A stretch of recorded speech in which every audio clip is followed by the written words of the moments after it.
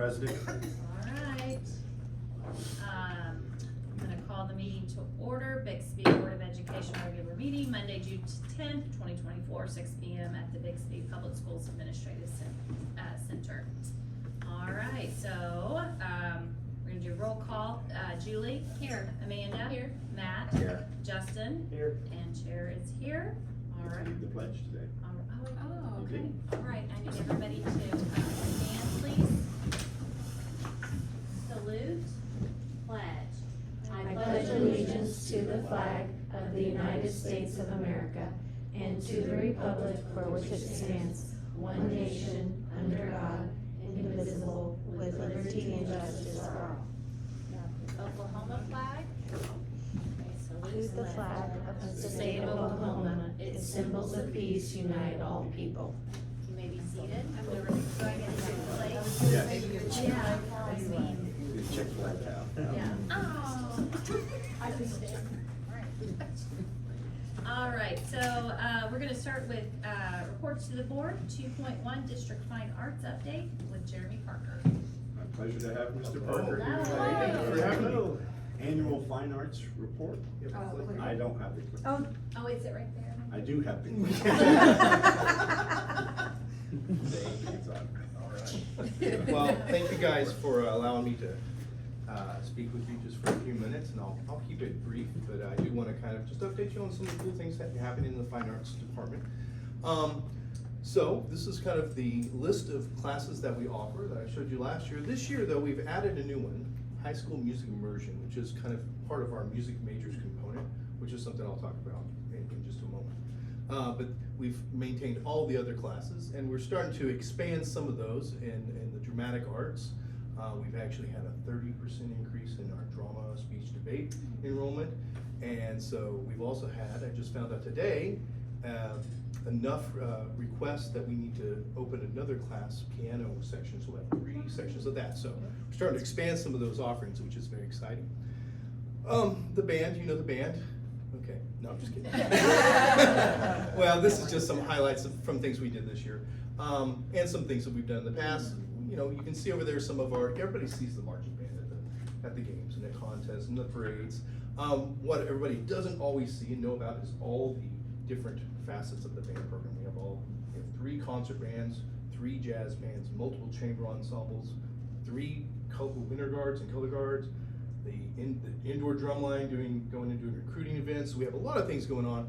Those 2 posters on the edge there are just kind of an example of how we publicize and kind of bring some branding to our concert bands and our wind ensemble when they play at different events.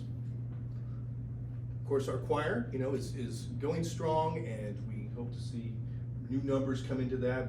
We've heard a lot of exciting things about some kids that are going to be coming to the program, and excited about some of the new things. The new director is talking about starting a show choir, so we're starting to get interest in that. We have several kids interested in that for next year. The drama department, as I said, has already seen from last year to next year, or from this past year to next year, a 30% increase, which is great, which is super great. And they've had record numbers of kids make All-State and national drama competitions. So they're doing amazing stuff with the students and the staff alike. Of course, our art department is just amazing. They just had a big their piano at Mayfest, which is some of the art departments, if you've seen those, anybody went down to Mayfest, you see those pianos? Yep. We always have one of those, and I think Sage Music, who furnishes those amazing pianos that we just paint, is trying to get it in one of the businesses. So I've given them the numbers and contacts of the businesses, so maybe you'll see it at the coffee shop or Scott's, who knows? Or maybe they don't want it, I don't know. But they're doing amazing work, and we're starting to, with the new building that's going to be open, we're going to start to expand the offerings with charcoal drawing and different things that we're not able to offer right now. The big thing that we did this year as a full department was our Fine Arts, our second annual Bixby Fine Arts Fair on May 4th, and we had the green area over here full of people all day. So as you can see, the schedule was packed. That was the schedule on the stage, but we also had the art show that was going on in the church next door, Crossroads Church. Then we used the hub right over here for drama events. So some of our speech and debate kids that don't really get audiences very often. Usually they're just speaking in front of a judge. I kind of spoke to that when we recognized some of those students.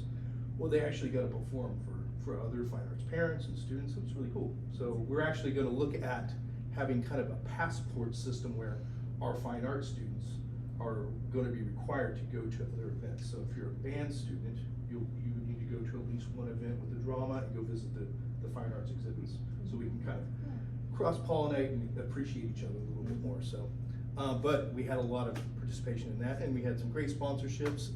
Scott's Hamburgers, he came and found me during the event and said, by the end of the day, that was his record day since he's owned Scott's Hamburgers. So, Wow. same thing with the coffee house right here, the record day of the year. So that's super exciting to be able to support our downtown businesses and partner with them. All right, so this is some highlights, some pictures from the Fine Arts Fair. Up at the top are the speech and debate kids that I was talking about. And then of course we have our arts exhibits, and we have some of our bands playing, and choir singing at the event all day. We thought there was going to be rain. It was really scary. We thought we had to move it inside. We had a contingency plan to move it to the gym, which would not be nearly as cool. But the rain held off, and we had a beautiful day. This is the other thing we're going to be doing together this next summer in 2025. The Fine Arts Department, drama kids, band kids, choir kids, art kids are all going to be able to take advantage of a trip to New York City, where we're going to see professional musicians, opera singers, and we're going to go see Broadway shows and visit some museums. So it's a super exciting trip. Not a performance trip, just a cultural enrichment trip and kind of a bonding trip for the fine arts students. This is something I wanted to kind of bring to your attention that's really grown in our fine arts department. And this is a partnership with with upper education. So all these schools that you see right here have had ambassadors, professors, student groups come visit us this past year. And also all these schools that you see on the board have fine arts students participating in their fine arts programs from Bixby. So that's a pretty cool thing. We've been doing this for about 3 years, really started ramping it up last year. And now we don't even have to solicit for professors or student group, ambassador groups to come visit us. They call us and want to come visit our kids because we have a captive audience of our most, I guess, what you would say, most apt to major in music or minor in music or continue playing music or dramatic arts or whatever that may be, that come. We have a basically music immersion, and the seminar classes, we schedule those for 6th hour, and that's when we have those groups come in. So sometimes teachers will also let other kids out of their 6th hour class to come visit and stuff. So we usually have a large audience to facilitate these visiting professors and student groups. So it's a super cool thing, partnering with these colleges. And then of course we have been partnering with all of these organizations in our community. Tulsa Symphony, they give us discount tickets. We take student groups to those. The Bob Dylan Center, we've taken student groups and faculty groups to the Bob Dylan Center and the Woody Guthrie Center. The church studio actually took a student group. We were the first student group to ever tour the church studio while it was still under construction. That was probably not the best. We had hard hats and everything. No, it was great. We got to kind of see some of the historic things that were before they changed them and kind of remodeled them. So it was really great. So we got to see like a little nook area where Eric Clapton and Bob Dylan hung out and jammed. Mm-hmm. You know, and the kids got to hear from these people that were just passionate about the church studio. If you haven't visited, you really should. It's an amazing place to visit. Same thing with the Bob Dylan and Woody Guthrie Center. Of course, the Tulsa PAC, we have actually taken chamber groups and performed before concerts and events at the Tulsa PAC, and they are going to be sending a guest artist to perform with some of our groups next year. So we're kind of doing the partnership with them. Signature Symphony is the same thing. They do a partnership with a lot of schools where you can actually go watch some of the rehearsals, so we have students participating in that. The Starlight Concerts, that's actually a group that I'm the artistic director of, and I have to go to a rehearsal tonight. But we have student interns and what we call the junior board, so the students are able to participate, helping with the actual running of the organization, like maybe mailers to donors or helping to put folders together for musicians. And then they also get to perform with the musicians on a concert every year. So we have several of our Bixby kids participating in that. So these are some of the cool partnerships we have with some of our communities. This is what I want to bring to your attention. Not everybody knows this. I know this. 2 of our valedictorians were band students. 3 of our salutatorians were band students. 2 of those on this page were also National Merit Scholars and AP Scholars. Then we had 2 more National Merit Scholars and 4 more AP Scholars this is just from our senior class. Wow. This year. This is not an exception. This is what we see all the time. And this is happening in all of our fine arts programs. Not to brag, because that's not what I'm doing here. I just kind of want to bring that to your attention. When we see them in their blue gowns. It's okay to brag. Sure. I guess that's what I'm here to do. But I think that it's important to understand that there's a thought that, yes, good kids do band and choir and drama, but choir and drama and band and arts also make good kids. And I think that the programs that they go through in our fine arts program really lead to some of these successes. I also want to point out that almost all these kids are going to be participating in a fine arts program in college.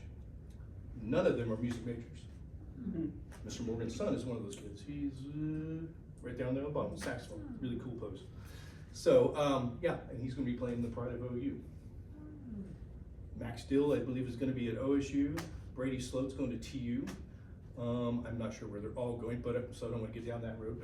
But almost all of them are participating in some form at the college. And that is not an exception either. That's something that we've seen growing and growing. And part of that is our partnership with the professional groups, a partnership with our educational institutions as well. That like I said, all those institutions have a member of our fine arts, student body at their colleges now. So it's a really, really cool thing. Okay, and then we have some new faculty coming in. You've probably heard about some of them. We have Mr. Bryson Miller at the top. He's going to be joining us as one of the honor choir conductors and North Intermediate Music. Megan Kesterson is at West Elementary. Jace Caldwell is the new director of vocal music. Avery Finley will be the new assistant director of vocal music, and Brandon Collins will be joining as my associate director of bands. And the cool thing about all these guys, of course, Brandon Collins is an instrumentalist. All of those people have multi-talents. They're vocal and instrumentalists. Bryson Miller is going to be an intermediate music teacher, and his degree is in vocal music, but he's also a violist and an actor. So he has a minor in dramatic arts. That's part of the reasons we wanted to attract a person like that to our department, because we want to expand that partnership and really look for multi-talented individuals that can kind of reach it. Like we have one of our band directors also teaches AP theory and a piano class. So we can do multiple things when we really try to attract that type of talent.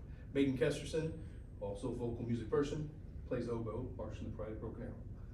Jace Caldwell played trumpet all through college and was a double major for a time and then just focused on vocal music. Avery Finley was a percussionist all through high school in the Pride of Owasso, and her dad is a band director. She's a vocal music major and an amazing opera singer. And of course, Brandon Collins is a clarinetist and multi-talented instrumentalist, and he also plays guitar. So I think we have some amazing people coming in that are really going to buy into this I don't know, I guess a community of fine arts within our school district. Very excited about that. So thank you guys for indulging me. Thank Gabe you. said he'll clap. Before you sit down though, Yes. Jeremy, I have to commend you, and I don't want to take a lot of time, but these things don't happen by accident. We know that the Fine Arts Fair, which has been tremendously successful, as you alluded to, is the result of a lot of hard work and coordination. You don't bring all of those pieces together on a one-day event without a lot of preparation and planning. So that's just one example of the things that you've done. You helped out tremendously. Your program did with vocal music towards the end of the year. One of your directors stepped in, helped with that. And the results speak for themselves. Obviously, we've had a lot of success in our fine arts, and I appreciate the fresh air that you've blown into this as the fine arts director for Bixby, and I appreciate, very excited to see the things to come. And what is our show for next year? Can you reveal it? I know you've done the big reveal already. Yeah, so it's The Edge of Reality, and it's going to feature a lot of cool music, some that you recognize, Snarky Puppy, I don't even know that, I'm not hip enough to it. All the kids knew it. Yeah. But it's some really great That's music, and, hilarious. it's gonna have some interesting allusions to it. It's a show based on illusion. And so there's, I don't wanna reveal too much, you'll have to come and check it out. At our first home game, we'll probably have a disappearing act. So- That's cool. You're all gonna be gone, all of a It's gonna be cool though, it's gonna be really neat, so. That is cool. Well, stay right there, and I'm gonna Yes. ask Ms. Fryer if we could go ahead and suspend the order to just jump directly to item, this was 5.9. The board recalls last month, we approved some policy changes on the sanctioning of fundraising organizations. And Jeremy and his Bixby Band Boosters are here to submit the first application to set up a 501c3 as a fundraising arm of our Bixby Band program. And so we can pull that up, that application, and Delete that. In case they have any questions. Okay, 5.9, discussion and possible board action to approve an application by the Bixby Band Booster to form a 501c3 to raise funds for the support of the Bixby Band program, pursuant via Board of Education Policy 6110. Do I hear a motion? I'll make a motion, we approve item 5.9. Second. It's yours now. Evening, I'm John Morgan. My wife and I settled in Bixby in 2007. We have 3 boys. My oldest is Coleman, who just graduated. He's off to OU, joining the Pride of Oklahoma there, so we're super proud of him. And then the other 2 boys are both in percussion. Henry will be a junior, he's on the snare line.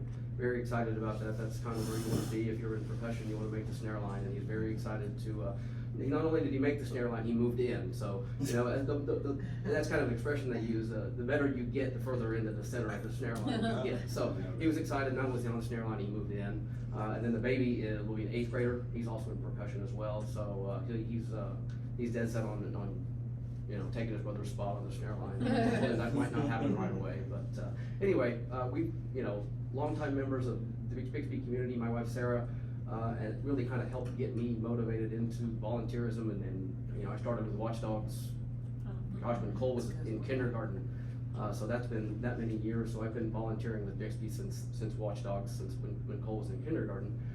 She was instrumental in bringing the Bixby PTA at North Intermediate and North Elementary up to a PTO, so she's got some experience in this part of the process, so that's definitely one of the reasons she's gonna be joining me. I've also got Mike David, some of you guys might recognize Mike. Mike's also got kids that have gone through the band program. Mike knows everybody. Mike's as well connected as anybody there is, so I cornered him at a Christmas dinner and let him know that I needed him, I needed his help. So Mike jumped on board, he's gonna do that, help once we get rolling on this. I can't think of anybody better that's, more well connected that could have the opportunity to go out and, shake hands and explain exactly what it is we wanna get done. Scott Allen, another band dad, he and I worked together on the prop crew. We were instrumental in, creating the props each year, getting them to the shows, getting them prepared each week, breaking them down, unloading those. Scott's just finished a term as the treasurer with Operation Aware, so he's got experience. So one of the things I really wanted to do here was make sure that the people I brought along here knew what they were doing, had experience in this field or in this area. So once we got rolling, hopefully the learning curve for us wouldn't be too severe.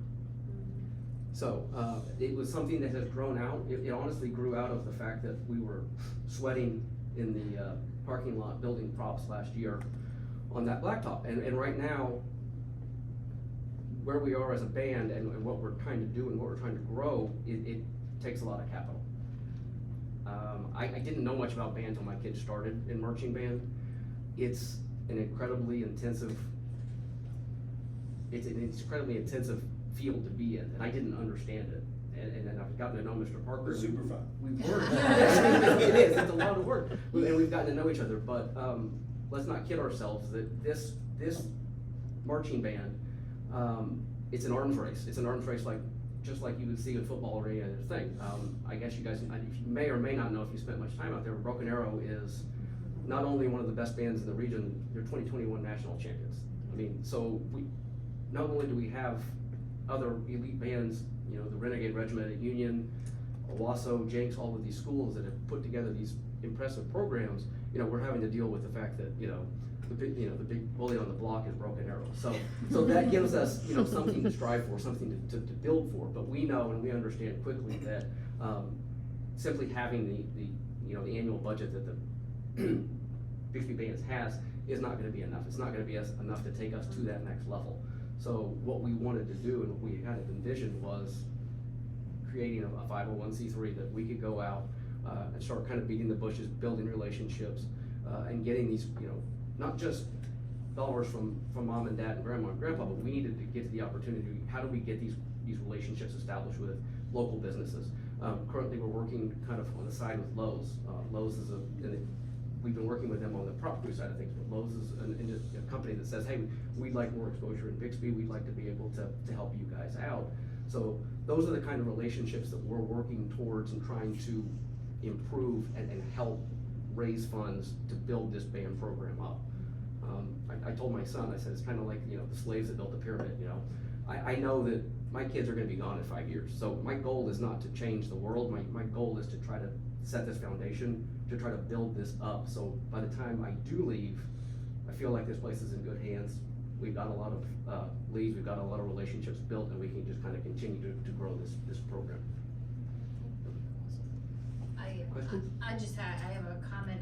I appreciate you saying as a parent, seeing when you want something to grow, that you're willing to participate and help it grow, because I mean, obviously you do amazing work, but it costs money too. Sure. To build the program, and I've seen so many more kids benefit over the years through the arts program, so, thank you.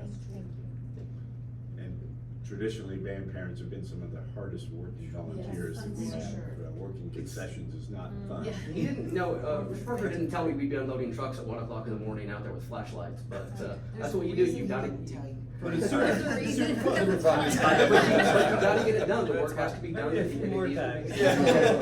The work has to be done, so we show up and we get it done. So we've got a tremendous crew, not only the prop crew, but like you said, in concessions, Bixby Tournament of Bands, we've got a tremendous group of parents.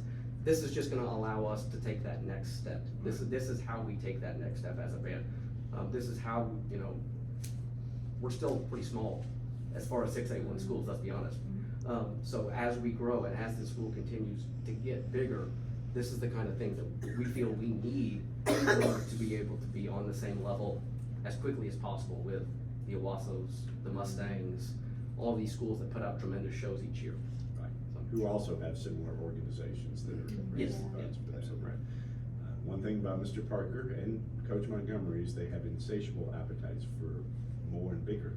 And that's what I want from you guys, is ask for it. And we have added money to our bond dollars to give you some annual funds, but even that's not enough to really. Very helpful. Yeah, very helpful. Right, to meet all the expectations. So just for the board's clarification, if you'll go to page 2 of this, Marcella, this really is a separate fundraising arm of the band. They'll continue to do the same fundraising, you know, the concession sales, those sorts of things that will still be processed through the school. But this is similar to what the football program is able to do, go out and get corporate sponsors who can use that tax deduction as a benefit for them. So it's kind of a win-win. They will hold this money off-site, so it won't be processed through the district, but you as board members can request an audit at any time. And part of the stipulation here is that they will do an annual audit and do a presentation like this, just like the football boosters do. So at any time, if you are uncomfortable with something, then I'm sure they'll come and answer those questions or provide clarification. But we support this at this time, and I would ask for the board's support as well. Any other questions? All right, so we can vote. Thank you. All right, thank you. All right, let's take a vote. Julie? Aye. Matt? Aye. Amanda? Aye. Justin? Aye. And Chair votes aye. Thank you. Thank you all. very much. Thank you very much. Thank you, Jeremy. Thank you. All right, so moving on back to 2.2, facilities and operations report with Gabe. Oh, Gabe, there goes our audience. Jeremy, you better clap. You guys got here to clap for me. It's just your favorite time of the morning, right? It is. is. Well, You that's can a get good the slide. clicker Look forward too. to it. What a beautiful slide to start with. Isn't it? That's the bus road being built now from the high school. It's leading up past stadium and to East the side. ninth grade center. East side of the stadium. Yep. Oh, thanks. And there's the Clicker's other over direction there if going you back want it, Gabe. to the north from that same spot. Clicker's on his desk if you want, so that way you don't have to signal him. I was a little bit between. Thank you. It'll go between the tennis courts and grass fields. Yes. Back that way. What was that, Gabe? Back behind the ninth That's grade. it's gonna be a bus lane, I got it. basically. Okay, I missed the first part. Pretty tight through there, but Yeah. they'll just be going one direction. So the buses next year will come through the high school, that new, then to the east side of the stadium, back behind Brassfield, back behind the ninth grade, and pick up where they used to pick up before. And so parent pickup will be in the front. Let's see, there is the, gym at East, intermediate, Part of the roof. part of the roof, most of the roof, and insulation under it. They'll be, boring under the road, probably by the end of the week to tie into the main water line this week, so things are moving along. That's my building. There's sheetrock and actually some mud on the wall there, so things are progressing. All the walls and roof complete on that? The exterior, yes, except for the storefronts, we have a delay on the storefronts. Kind of slip through the cracks, but they'll get here. So they're setting, HVAC equipment, gas lines, plumbing, electrical's going in, and should be ready for inspection tomorrow for some of that stuff. So then they can go ahead and start closing in the walls completely. Any estimates? Yes, it's looking like, towards the end of August at this point. Yeah, so, Better keep them on schedule or we're gonna beat you. I think you're going to. I think you're going to. I might have to throw a monkey wrench in here somewhere. Exterior of, the admin building, taking shape. There's the other view, nice dirt mounds. to look Most at. of the drywall up now, inside. Yeah. I guess that's all I had for this. The high school looks a lot like it did last time. Although they're doing drywall. A lot of stuff inside. I didn't make it inside the building today. I think by the end of this week, they're supposed to be done with drywall. Yeah, so we'll have some pictures of that next time. Starting our summer projects. And I was sitting here thinking, I'm trying to remember if I went over them last time with you or not. I gotta start taking a little better notes. Okay, well, just to refresh, in June, we're ninth grade, south building, the interior painting should be starting sometime this week. We've got everything moved where it needs to be, so we're not getting the paint all over everything. We're doing some work in the CE library, getting the shelving painted, kind of freshening up that space a little more. For them, we got a little bit of paint at the CI gym on a wall that had some water damage to it. Now that we've got the leaks fixed, we're gonna get that repaired. The CI downspouts, the covers for them, the guards, the paint's all falling off of those, so we're gonna get those taken care of. One of the bigger projects that we're doing and some of our guys are actually doing is at the soccer building. We're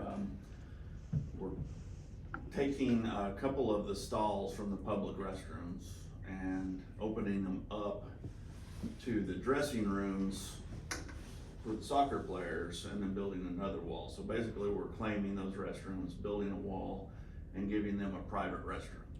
Right now they have to leave their locker room, go outside, go into the public restroom if they need to use the facility. So we're trying to change that, at least give them one place they can go. And we're also taking the storage area in that building and building it into a larger dressing room as well to help handle some of the population they have out there right now. Baseball locker rooms are getting paint and new flooring, and softball as well.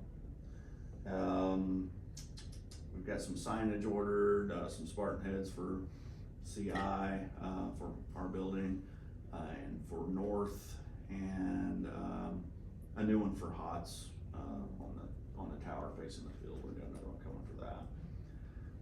We're doing some interior spaces at East to build out some offices for counselors. They're trying to find room for everybody that they can with their growth over there right now. We've removed some carpet at the high school and polished a couple of floors there that we were having issues with. Our east parking lot between the high school and the baseball field and track and everything, we're crack filling it and gonna coat it and restripe that this summer as well.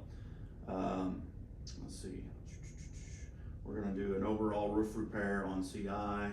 So basically we had an inspection done on it and everything that showed up, you know, caulking that was bad, seams that were bad, screws that were backing out. They're gonna come through and do that over the whole roof and take care of those issues. They'll be doing that at CE as well a little bit later on in summer. Let's see, floor replacement in the office at North Elementary, part of that moisture mitigation. That was the next step. We gotta pull that floor, put down the barrier, and then reinstall it. We didn't really have the funds right now to do the big dining hall area, so we're gonna hold off on that a little bit longer. Let's see, we're gonna paint the exterior of the baseball building. I'm waiting on quotes for that. NI, exterior, EFS, and some of the doors. We're gonna have that redone. We're gonna replace a few doors at CE, some of their main traffic flow doors. They're getting beat up and out of shape and don't work very well. So we're gonna replace about 15 of those around the building. Stadium, we're gonna do some paint on the those little block walls that come up through the old locker room. They're in really, really bad shape. We're not gonna do a lot of work to them, but we're gonna put a little lipstick on them and try to make them look a little better for a while until we can build that new stadium. West, we're gonna do some paint in the hallways and in the stairwells where it's getting a little grungy and dingy. The contractor grade paint doesn't clean very well, so we're gonna go back and put the type of paint we use, which is very washable, very strong and durable on that.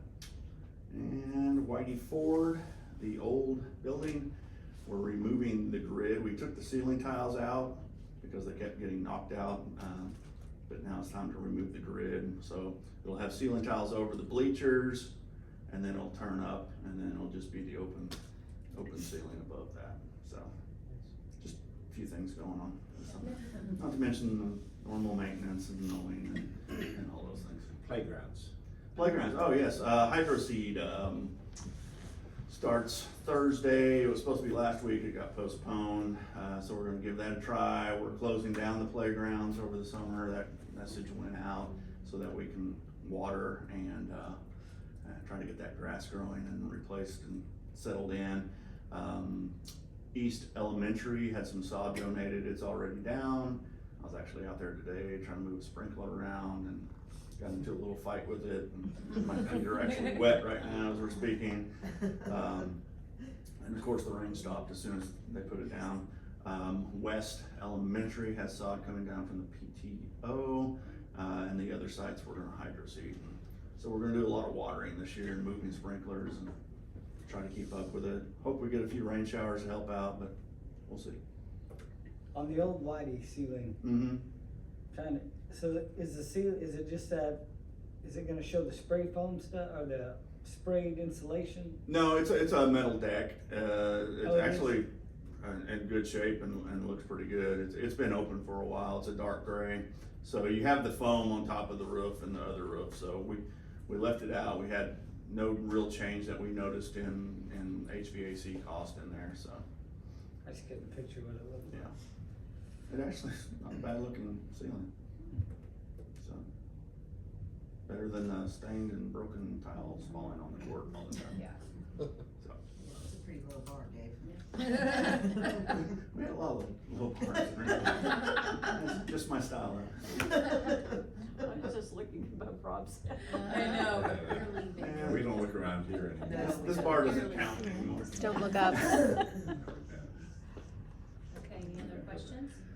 All right, All right. thank you. That's good. Have a great summer. Thank you. Okay. I'll clap for you, Gabe.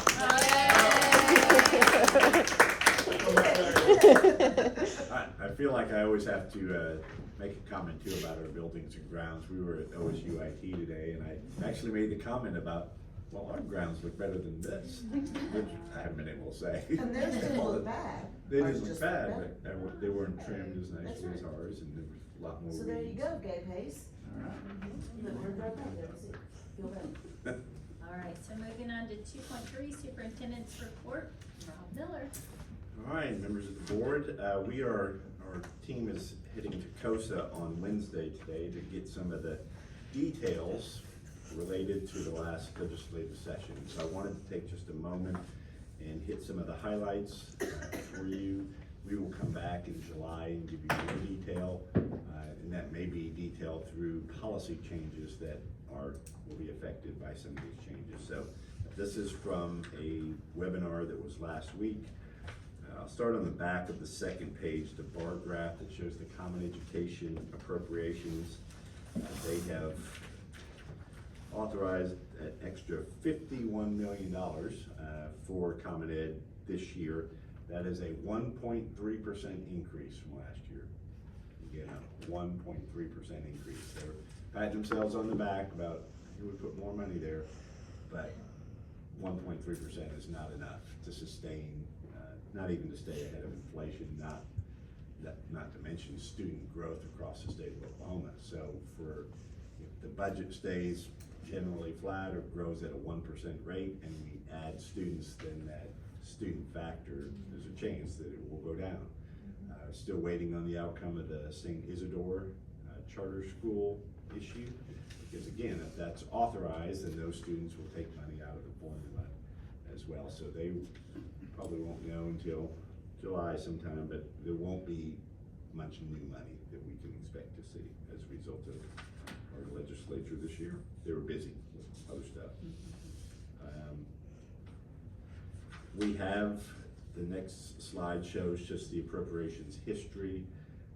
You look at last year, $682 million, 150 of that was for the tax credits, so that's not a fully accurate number, but only 51 million this year.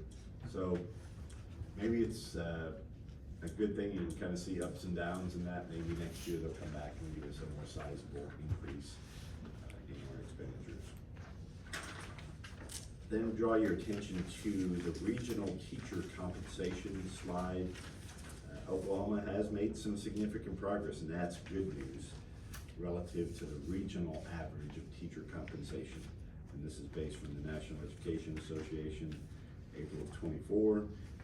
We're right in the middle when it comes to teacher salaries. But if you look at the chart below that, on the table, you see that in terms of per pupil expenditures, which includes all sources of state funding, we're still at $10,719 per student versus the next one in line, which is Texas, and then it goes up from there. So the number on the far right, that is what they calculate as, that would be the increased expenditure needed for us to get to that next level. So just to get to the next highest state of Texas, it's at $817 million additional dollars to get us to second from last. To get us all the way up to where Kansas is would be a $2 billion additional funds. So we're still behind in some ways. It's good that we've addressed teachers, but now we need to really address how do we fund our schools adequately with all the capital needs and rising costs of insurance that we're going to talk about here in a little bit as well. Any questions on any of those pieces? You know, you hear the common education appropriations, you know, the big increase on that. So with that, is gas for buses included in that too? Part of the whole Yeah, just goes into our operational budgets. And then, okay, But there's no increases. They just put about 26.3 in state aid, and that goes into our general fund. Some of these are actually line items for specific things. Okay. So that is 25 or 26 million is going in state aid. Okay. The rest is line items for other things, so Okay. it won't be much of an impact. right, okay, So what we have to hope for is continued growth in students, which generates more state aid. okay. There are a couple good news things on the things that did not pass. The first one, I was surprised, House Bill 1520 would have allowed OTRS retirees to come back to the classroom and set a higher scale that they could return. I think the last amendment was at 50,000. Jess, do you remember? Was it 50,000? I don't remember the exact number, but I know it was a significant increase from what they're allowed to return at now. And we actually just had this conversation this week because Kate had a specific coach in I can't remember which sport, but it would have impacted him, you know, his decision for sure. And luckily I think that's going to be okay, but you know, when we're in a shortage, that would have been a great way for them to easily bring back highly qualified educators. And this is one of the ones that makes no sense whatsoever. It did not Passed pass. the House originally 84 to 8. Mm-hmm. So almost a 90% majority. Passed the Senate with an amendment 42 to 3. Went back, they had conference committees, each one didn't really change it all that much, and then never voted on it again. So it just died.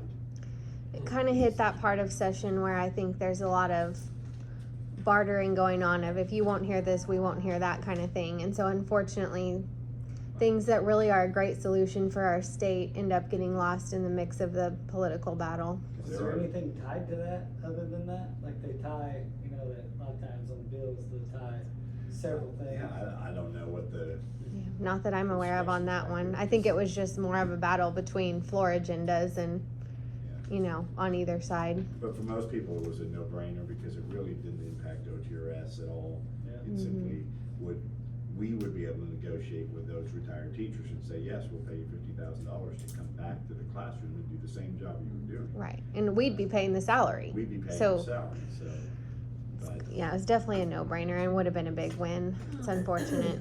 Well, and for it to pass both. With such a And huge that would majority, not- yeah. And die. Yeah, that was a big loss for It's sure. unfortunate. But Senate Bill 36 to allow chaplains to come into the schools, that did not cross the finish line. We weren't upset about that. Senate Bill 1257 really doesn't impact us. It maybe impacts these schools that have excess ESSER funds or smaller districts that have, but we're not anywhere near the 14% that we're allowed to carry over.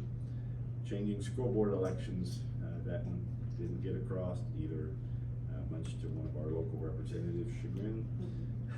Did it just die or did it get voted down? It never got a floor hearing. Yeah. So it passed through committee, I believe, pretty strongly, but it never was voted on the floor. And then it would have had to go to the Senate from there, so. When they whipped the vote, it didn't have enough support. Yeah. To bring it to a full vote.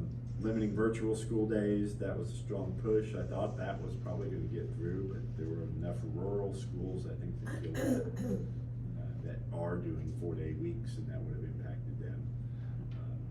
Amending the makeup of the State Board of Education, kinda wish that one had gone through, but I think that was, there was a lot of pressure from the governor not to do anything there.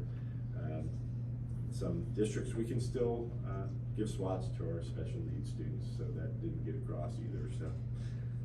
Some of these, it's just like, really? You can pass that one to prohibit corporal punishment of students with special needs? Kind of makes it probably look great. On the next page, some of the ones that did pass that are good, now I won't go into a lot of detail. If you have specific questions, I can research them some more, but we need to hear from the COSA attorneys and find out what their reading of these are.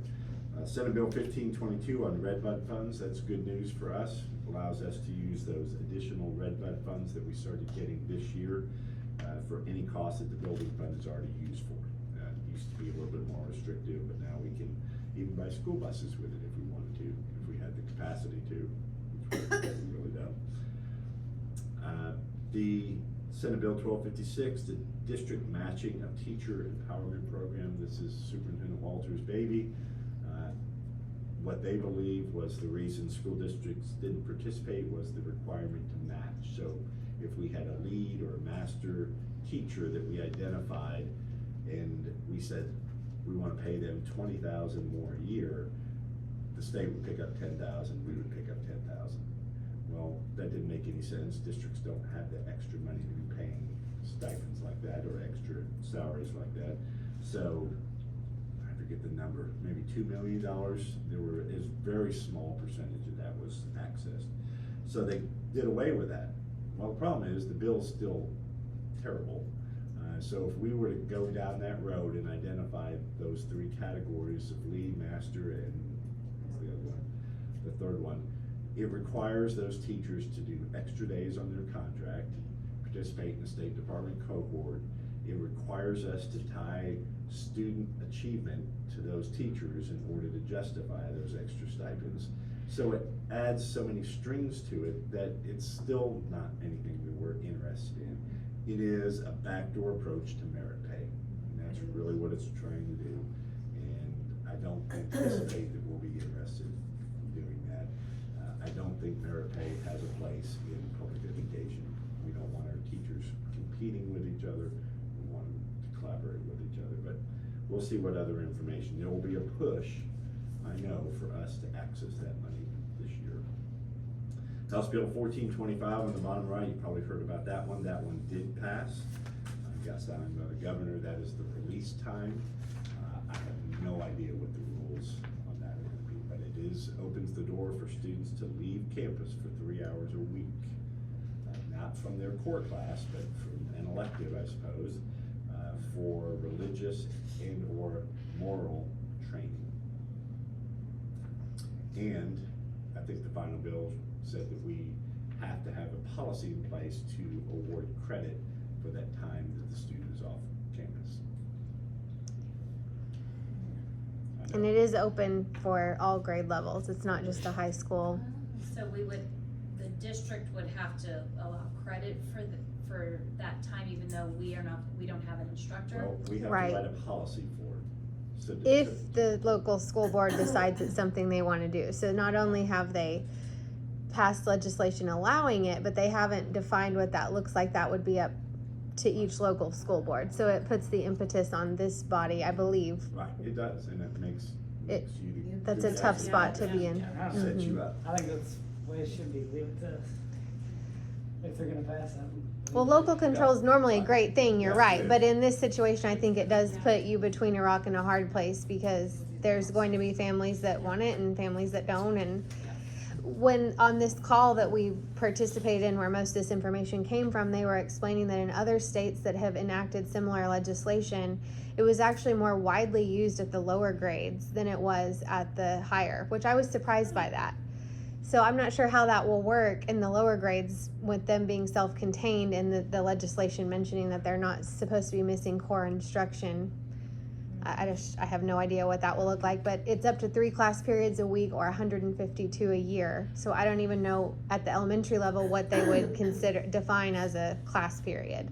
Maybe that's part of what the local board puts in the policy. Yeah, like in art class, within the time, I mean, art classes are usually How do you get your 40 to art 50. Well, if you look at elementary and it's not core, you can't take the 90-minute reading block or the 1 hour math. Right. So that leaves 40-minute PE. I don't Yeah, know. that's what I went, like within transportation time, like, That's what I mean. It's not. Yeah, it's It's not very. problematic for sure.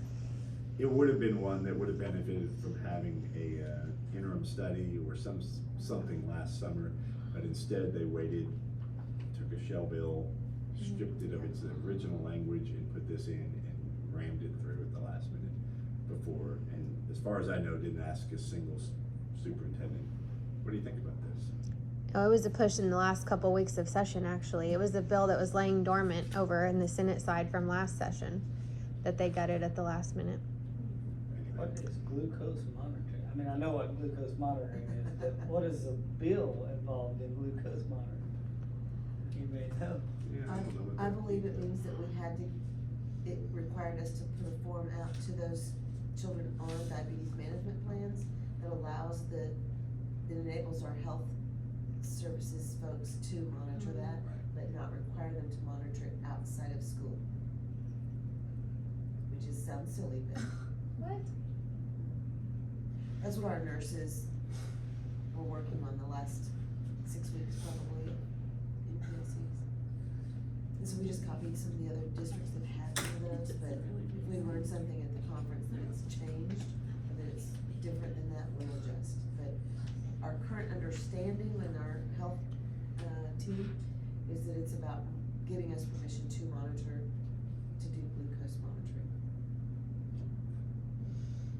makes sense, cause it would be like a violation of privacy if you tried to monitor somebody's sugar with that. That's out there. Yeah, some of these aren't terrible. They're actually good. On that same page, Senate Bill 1307 allows a certain subgroup of students ages 21 to 26, if they can document a specific life event that caused them to not get their diploma, to actually enroll in virtual school and complete their diploma. This was pushed by Epic Charter Schools, who has now will be the choice for many of these students who are just out in society, who can now enroll in Epic. The downside is if 1,000 students ages 21 to 26 get in that program, that's 1,000 students that are funded out of the general fund. Okay, so on this, I'm so sorry. No, I was gonna say, so So- that's opposed to just getting a GED. Yeah. Right, what is the Get a- GED? A GED, I think is hard to. And I don't know how many students are gonna even take advantage of that. I don't know why it was passed, it just was. But yeah, if I'm 26, I'm just gonna do GED. Right.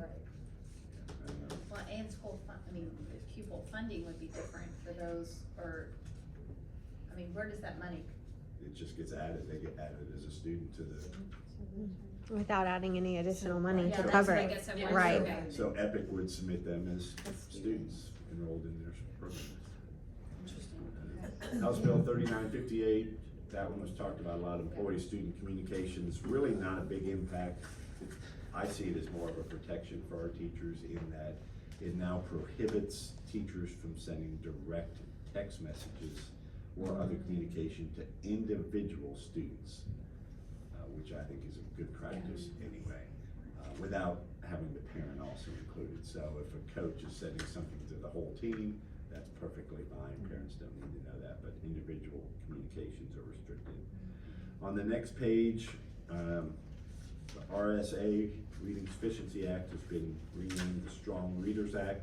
I started to try and decipher all of that. There was a lot that they made some tweaks to. Cheryl, Sherry, there's a lot to that, I know, and we'll probably have to wait and see what all those changes are going to be on that. Cursive handwriting. For grades 3 through 5 now, we're gonna have to make sure that it's included in our curriculum, so that our kids. But it's can- probably an elective, so if they wanna leave for religious education, it'll be okay. They won't learn to write well. Is that for being able to, I heard it was for being able to read historic documents or something? That's the rationale, I suppose. Yeah. And no requirements to teach coding or anything that might be important, but that's pretty handwritten. Personal financial literacy, this will have some impact. It won't impact students that are already in the pipeline, but they will no longer, freshmen will no longer be able to get credit for personal finance taken as a freshman. It has to be accomplished in grades 10 through 12. But if they're already grandfathered in, so if you already have a ninth grader, you completed that, they won't have to go back. What is the and- reasoning for that? Right. I think it's, my own personal opinion is it's more appropriate for older students anyway. Just cause, and the way that it's been set up is jumping over hurdles, it's not really impactful. for the most Is part. that the little thing that they took, the field trip where they had to, okay, that was awesome. Because Max came back and he's like, Mom, I drew I had the biggest salary, it was like $60,000 a year. And then I wanted the best food options, and I got, the best TV and the, PlayStation, and then I realized I had no more money, and then I got married, and that wasn't good. And I moved in with you guys. And he was like, and my wife worked, but I wouldn't buy her a car, so she had to ride the bus. And I was like, of That's course you hilarious. did. And then we had a kid, and I was like, he was way too expensive, so I wouldn't put him up for adoption. So he learned a lot. It took Perspective. a lot out of that. Right. Max was clearly It was invested. very impactful. Oh, that's. So we may continue that, it just won't count. Right. Sounds like it's a positive experience. A big one that we're gonna have to really dissect is House Bill 3278, the graduation requirements. The language of the final bill, 3278, was that it would only go into effect for eighth graders in the 25-26 school year. So eighth graders coming in 25-26. Well, because we wanted to make sure that parents had that option earlier, they passed a second bill on the last day of the session that will allow parents to opt in to the new graduation requirements. So if your child's in grade 8 through 12, next year, you will have a vehicle to opt in and say, I just want to go by the new graduation requirements. The conditions for that, though, is it does take away that requirement for 2 years for world languages and fine arts, but it adds that 4th year of math, because that was the other piece of this. So if you took high school math in 8th grade, algebra, geometry, it won't be a factor, because you've already taken 3 more years in high school. But if you are not on an advanced math track, then as a 9th grader, you decide, I want to take a different elective other than Spanish, then you can opt into that track, but you'll have to opt into the 4th year of math as well. We've already started talking about options for that 4th year of math so that it's not pre-calc for everyone, that kid who takes algebra, algebra 2, geometry can then take a math of finance course that we build, make more robust, that they could take as a senior and meet that financial literacy requirement and kind of be ready to go off into the world and know that they can't live on 60,000 and have kids and wives and all those things. Cars, kids, wives, whatever. Just by coincidence, that could help alleviate our sign language issue. It will, right? Because there aren't any sign language teachers to hire, just like Spanish teachers, there's not. So one change that will go into effect next year is that we have eliminated the high school Spanish credit at the 8th grade for next year. We're not gonna have that anymore. So kids will either have to, just because one, we can't find a Spanish teacher that's high quality, look at me, is already, I know. What about the NCAA requirements though? Don't they require? They don't require a world language, they require taking courses within a subgroup of classes. And I don't have that language right in front of me, but like I said, we're gonna have to dissect this a little bit, and what I hope to do in July is bring back some actual policy changes that we can then communicate with our families, because this will impact kids' schedules for next year if they decide to opt in. Cause Henry put number 1, Spanish. Spanish, because he wants to get taken care of. Taken care of. But is he gonna be in advanced math next year or regular math? Algebra 1. Okay, so it won't impact him. Okay. So if you were to opt in, he's still gonna take algebra next year and 3 more years of math, which was the old requirement. But now he's gonna be exempt from the world language and fine arts requirement, and he can choose whatever electives he wants to that align with his pathway. But for those, this is where it gets difficult for a kid in 8th grade pre-algebra though, they're now making the choice, I'm gonna add math as a senior, because I have to take it that 4th year. So the communication is really gonna be.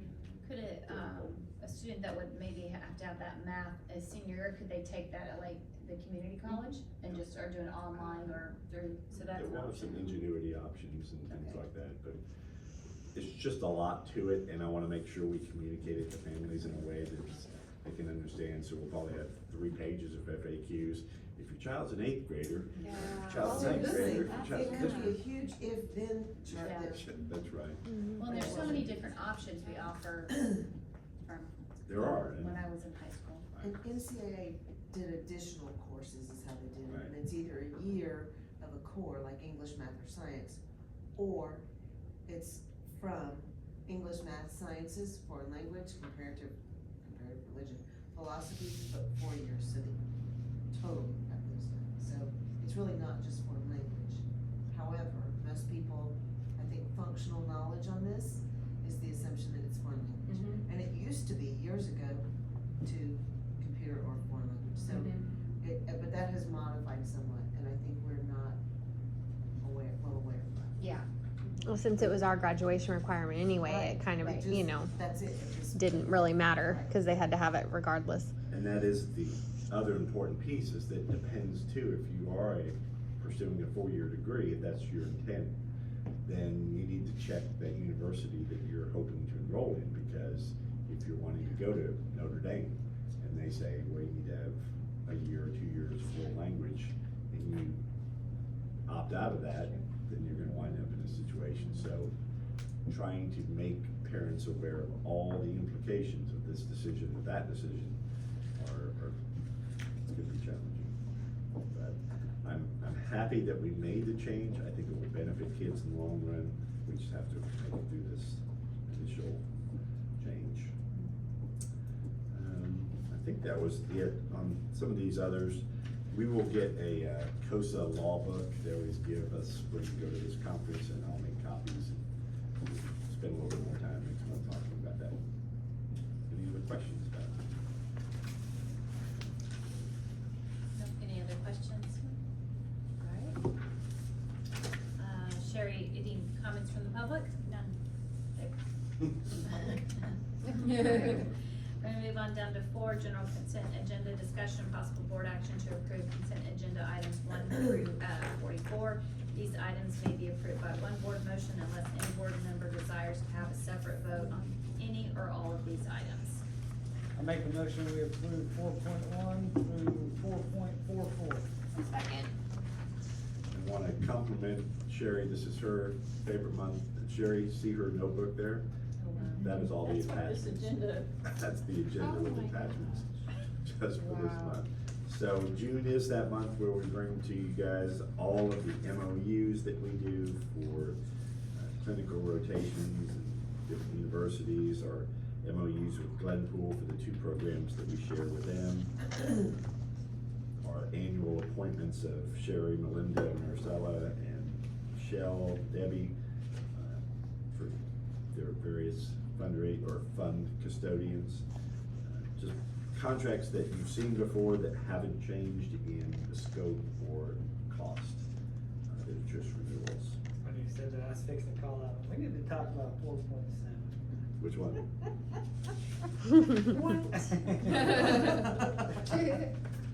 We can pull up any of those if you'd like to see one in any more detail. Obviously on resignations on that back, you're already aware of some of the resignations that we had. Denise McGuire, the principal of middle school, is stepping aside to, Do we need to make an amendment for the one? no, we'll add that later. I would note, 2 things. One, 433 is for the, third-party gas contract with Clearwater. That's typically OKES, Oklahoma Energy Source. They were bought out by Clearwater this year, so it's just a renewal, same pricing on it. And just so you're aware of it, CC's Pizza was the low bidder for pizza, so it's an important item, sure. Mazio still is good. What is 4.32 educatorshandbook.com for license fee? What's the license fee given? That is what we use for tracking student discipline. Oh. System. So teachers and administrators enter all their student discipline in that. Great way for tracking and documenting all their discipline. And Ed Puzzle, Yep, our just favorite. for our viewers that could be tuning in, I wanted to make a comment that all the teachers I've talked to about Ed Puzzle have had nothing but great comments to make about that program. Really, it's a fantastic program, great tool for our teachers. Thank you. You all wanna take a vote? Yeah. All right, Justin, Aye. Matt? Aye.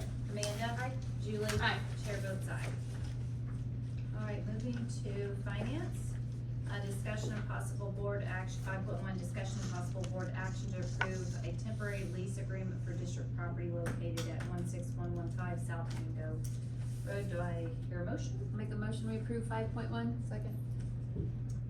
All right, this is a simple lease agreement with the current owners of the property that we're gonna close on June 18th, for them to continue to use the barn that's on that property for storage of equipment until they build a new barn on another location. Kinda works out. Yeah. And we make $6,000 and we don't really do anything other than let them use the barn. Our attorneys have looked at this to make sure it had the appropriate liability language in it. it's good, so, we will execute this at closing next week. Questions, we can go ahead and vote on that one. 5.1, let's take a vote. Justin? Aye. Matt? Aye. Amanda? Aye. Julie? Aye. Chair votes aye. 5.2, discussion and possible board action to approve a new activity fund for the middle school drone program. Do I hear a motion? Make a motion, we approve 5.2. Second.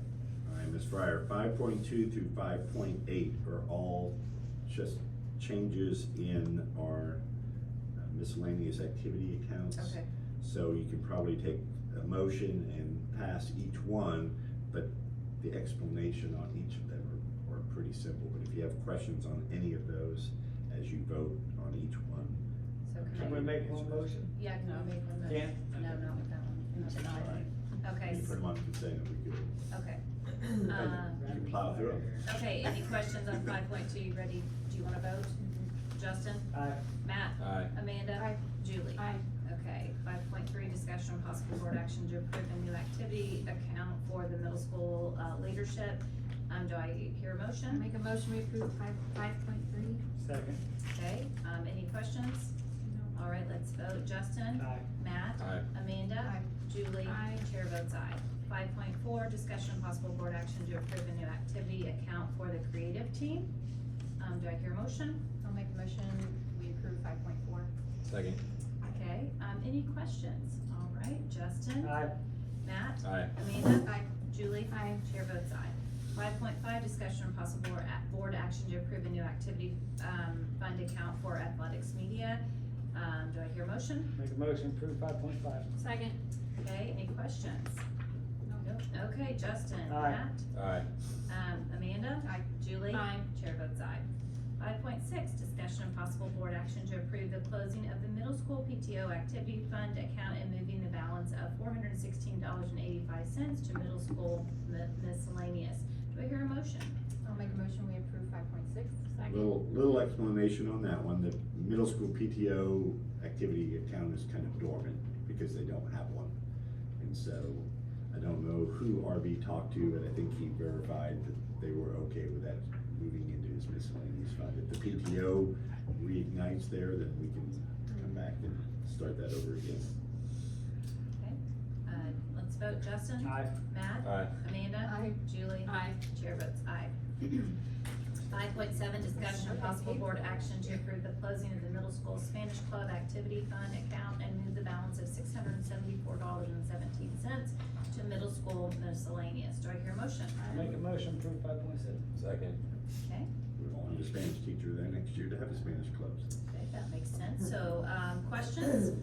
Okay, now let's take a vote. Justin? Aye. Matt? Aye. Amanda? Aye. Julie? Aye. Chair votes aye.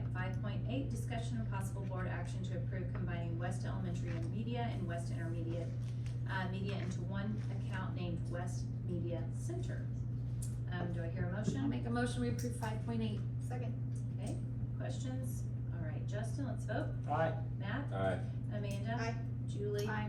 Chair votes aye. Breath. Okay, 5.9, we've Good job, already Lori. voted on. 5.10, discussion and possible board action regarding general liability, education leaders liability, property and casualty insurance agreements for the 2024-2025 fiscal year. Do I hear a motion? Make a motion, we approve 5.10. Okay, second. And then Then discussion. you'll have to amend this based on the option that the Okay. board chooses. Okay. when we Go through this. And that's this one right here? Yes, the two-page handout that you have. Yes. You wanna start with page 1 or page 2, Mike? Well, they have the two main pages up there, page 5, on the big document here. We can peer down on any of the policies if you want, but, go ahead. Let's go ahead and start on page 6, which is the second page of your handout.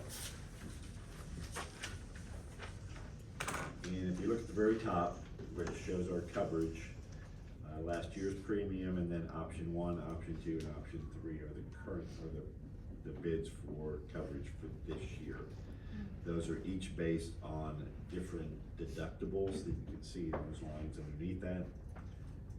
obviously to go to option 3 would save us, compare the top numbers, about $23,000, $24,000, but would significantly increase our risk.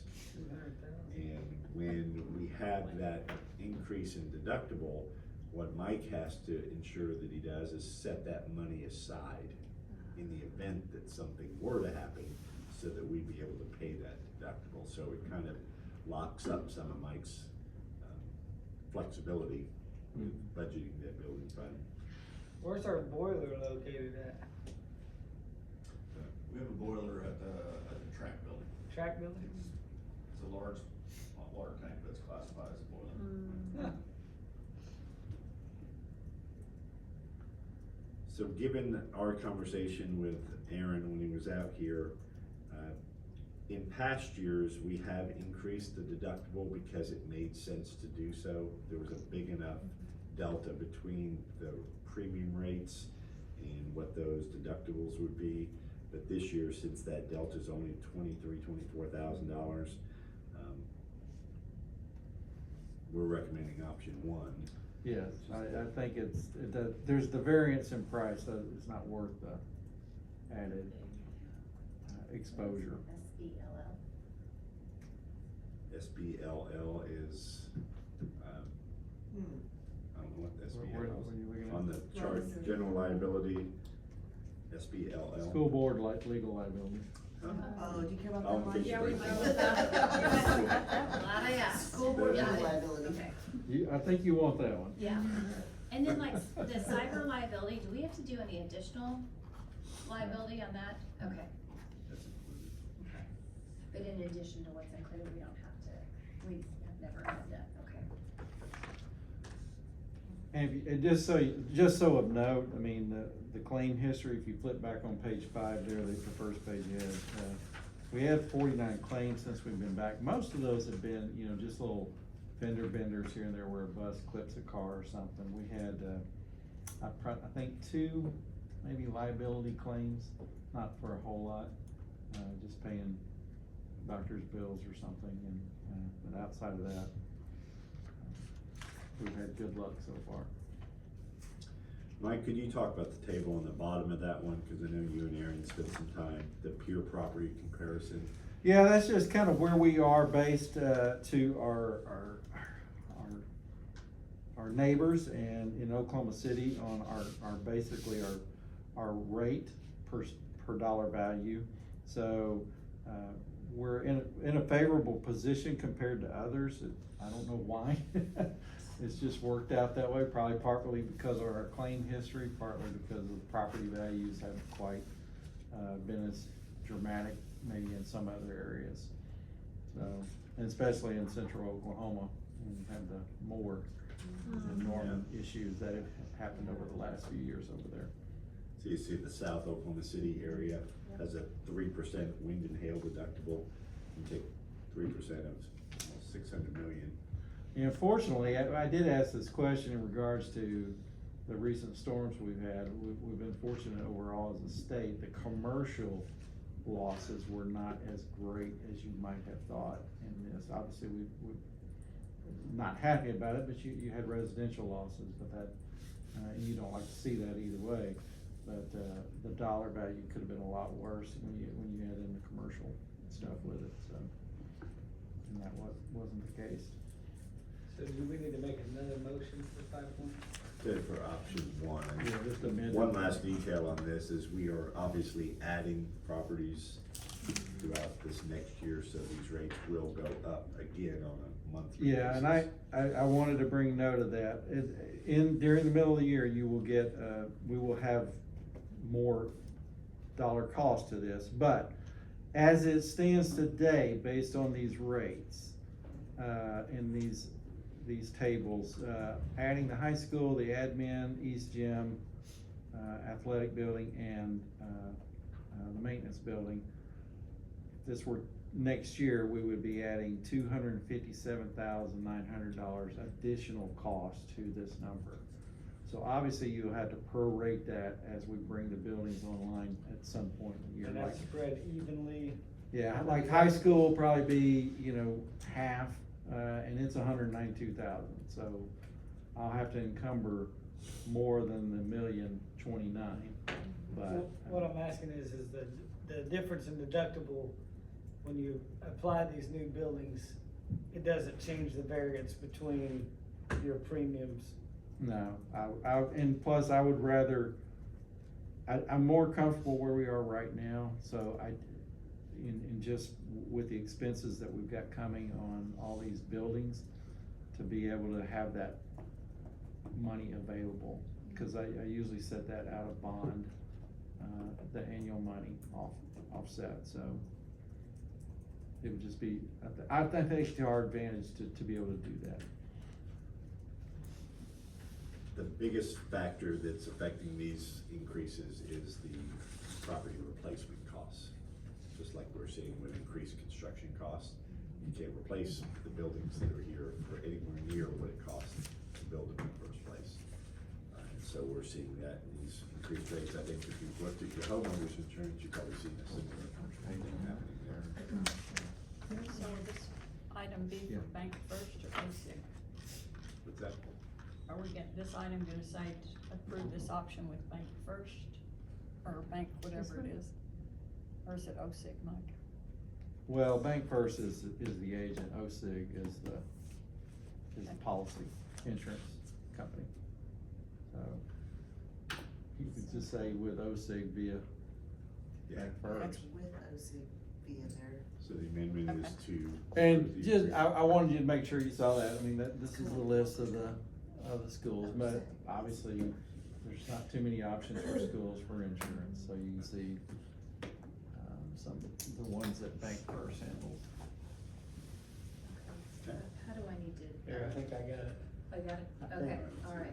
I'll make a motion 5.10 to amend 5.10, discussion and possible board action regarding general liability, education leaders liability, property, and casualty insurance agreement for the 2024-2025 fiscal year for OSIG via Bank First, option 1, for premium of $875,409. Or it's the bottom No, number. I'm sorry. Oh, Close. okay, Almost. for 126, $1 million.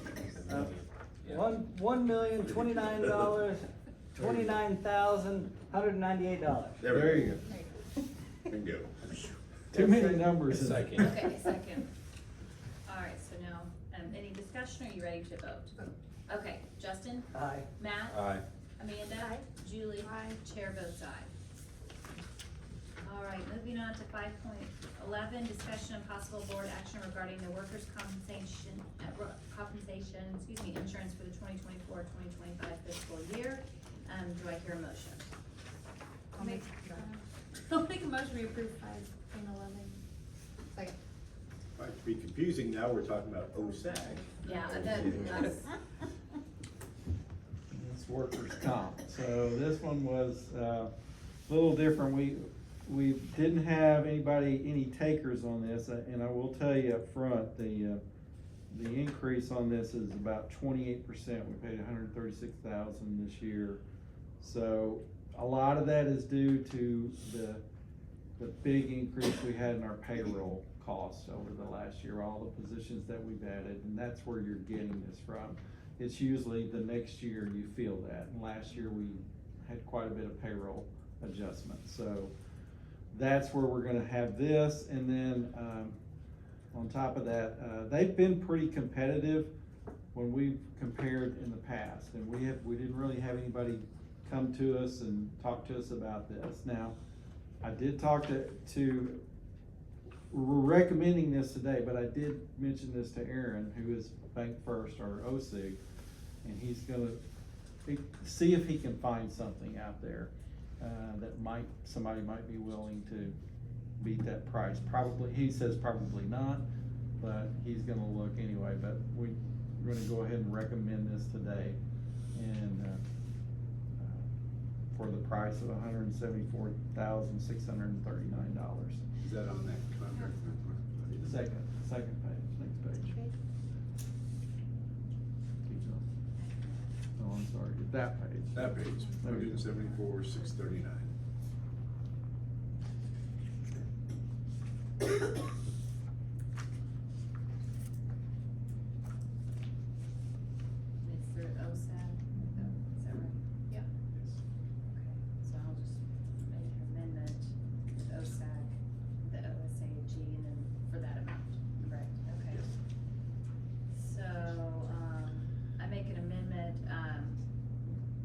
discussion about possible board action regarding workers' compensation insurance for the 2024-2025 fiscal year with OSAC on the amount of $174,639.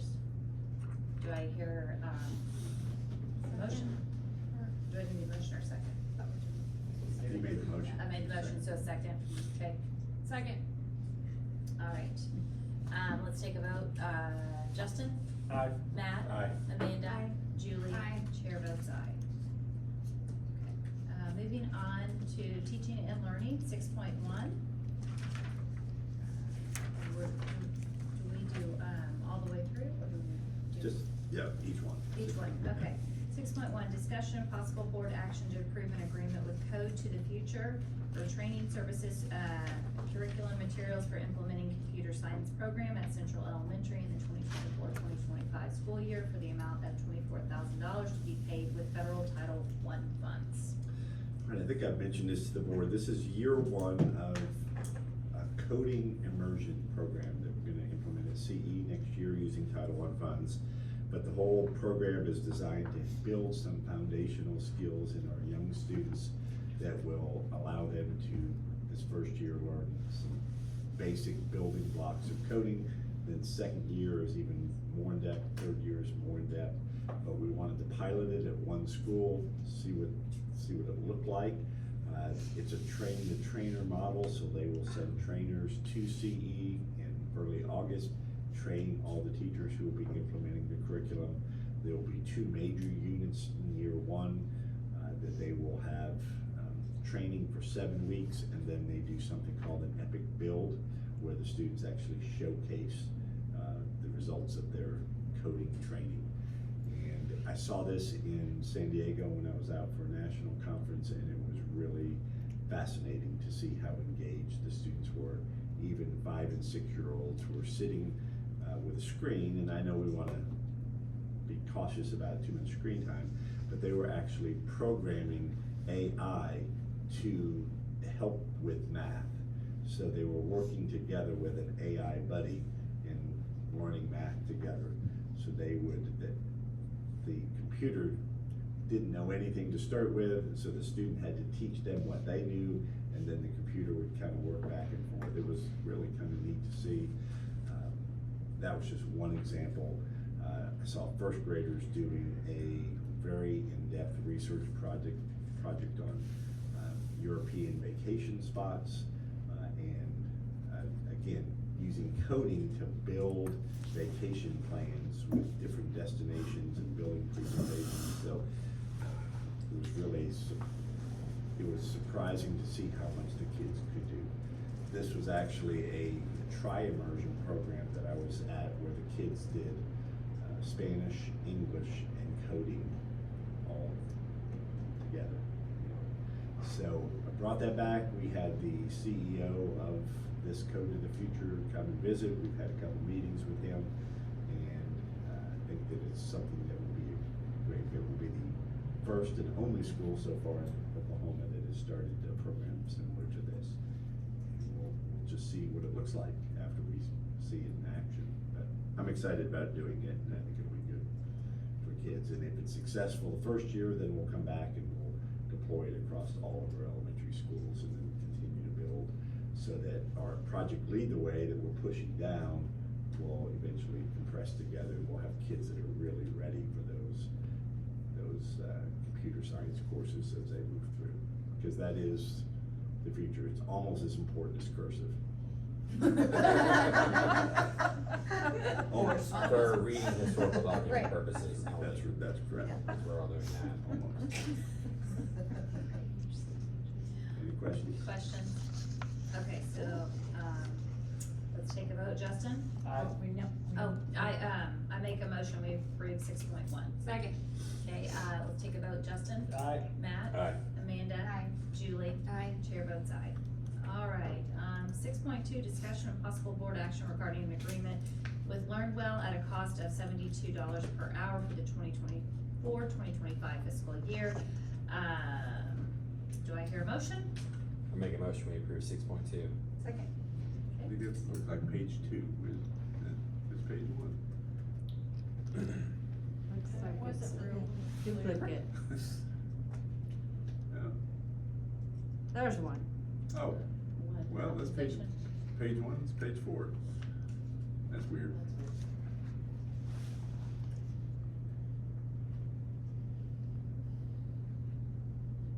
Can you scroll This is back? for homebound instruction, right? Is that what? Well, it is, but Right. hold on, keep going. That's the bottom.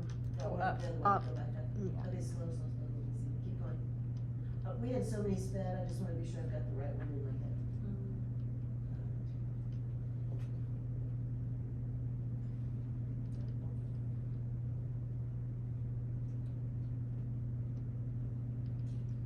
Yeah, looks like something's missing.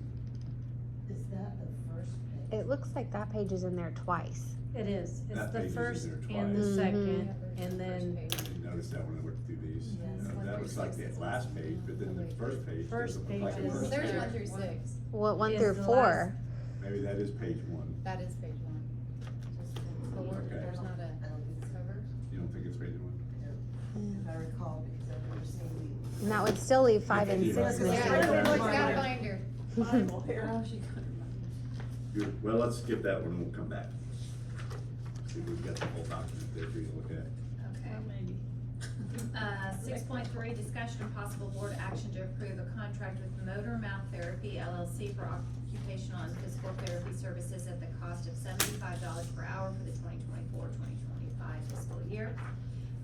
Do I hear a motion? Make a motion, we approve 6.3. Second. All right. I'm sorry, I missed. She made a motion and. Julie made the Julie- motion. Oh, sorry. Second, Matt. Okay. This one Yep. is for speech, like the You would think occupational. motor mouth would be speech, it's not, it's OT. Oh, OT and, okay. And yes, it is just for additional services. We don't need to hire full-time, we just need some additional. Just I'm when not it's- sure it isn't starting in summer. Okay. All right, any questions on that? All right, let's take a vote. Justin? Aye. Matt? Aye. Amanda? Aye. Julie? Aye. Chair votes aye.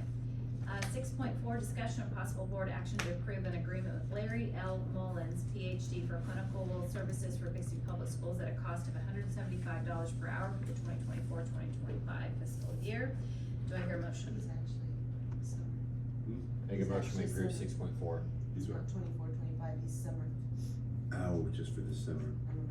So do I need to make an That's my amendment? Is he- understanding. yeah, so He he's could, I already mean, it could started. carry over, but we started him now. We want him to start him now. He is, So I think if we just ended at $175 per Okay. hour, Okay. because it's just a, So do I need to repeat that with just make an amendment or just, crossing that out? you already just say, yeah, it doesn't need to be stipulated by the fiscal year, it's just, Okay. it's a contract with him for $175 an hour. Okay, everybody good? Any questions? Okay, let's take a vote. Justin? I Aye. Second. Second. We didn't second. Second. Okay. Okay, this, just for clarification, this is for his advice and observations of a specific student that we're needing some assistance with. Trying to develop a good educational plan for her success. And that will start in like the summer program? Okay, we'd like to start a grade ESY. okay. We've implemented lots of special steps for this kiddo and none of them have worked thus far. And so we would like to get another consult and he's an expert that I think can bring us some. How many other- hours do you think? I wish I knew the answer to that, Justin, I really don't. Part of the problem is we wanna get it started as quickly as possible, preferably so we can implement at the start of 24-25. But summer school is different, ESY is different than what typically happens in the full school year, so I don't know. So he's possibly a consult now, working with parents as well, getting a full history, and that's gonna be helpful. And then may still need to continue to 24-25. So I don't know how many hours. Depends on how she does and what he sees while he's with her. Is there a cap, no cap on, I'm just curious. I don't think we've, Yeah, I don't think we've set that in the past, so I don't anticipate, I don't either. I think don't he's- anticipate it's gonna be a lot. I Okay. mean, I think he's gonna do, for him, it's a single case, right? He's gonna do a case study not a case study, but a case service for us. Gotcha. And so I don't think it will be exorbitant, I don't, but I think it's necessary. And he was a name that we got from our attorney as somebody who might be able to give some expertise to this particular child. It's very difficult. Any other questions? Okay, let's vote. Justin? Aye. Matt? Aye. Amanda? Aye. Julie? Aye. Chair votes aye. All right, do we need to go back to the one? Yeah, I We have have the the contract. 6.2, the learning well is for virtual teaching services. Does that ring a For bell? homebound students? No? Yeah, that makes sense. Did Kim bring that one? Sherry, was that Kim? Yes. Okay. I don't know about. Does it look different? It's not the same one that was posted? No? Can we table this, or, since we don't, Compensation $66 per hour. Homebound instructor on No, post. we have the Ours contract. was if you wanna see 72. it. One meg.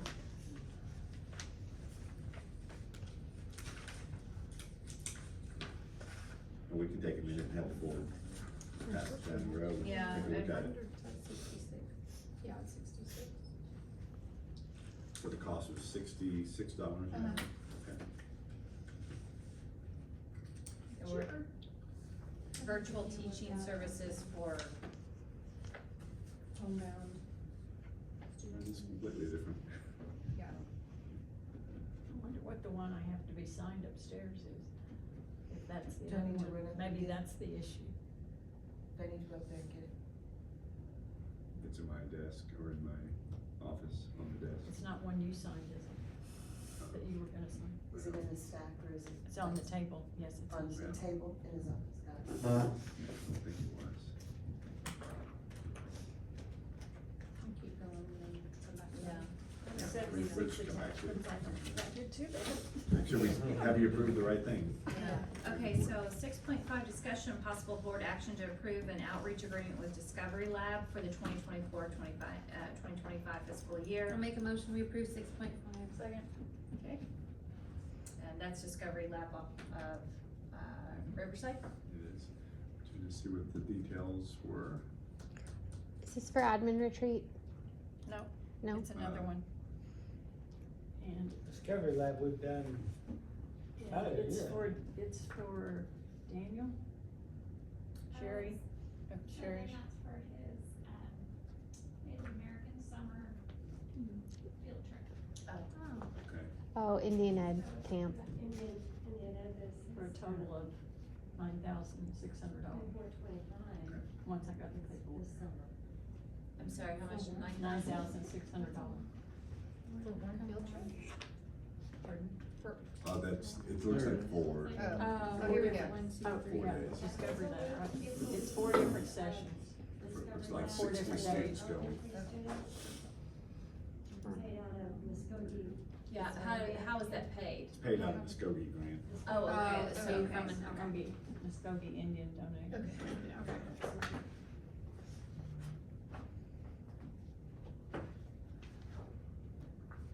all right, so on that one, for 6.5, we need to,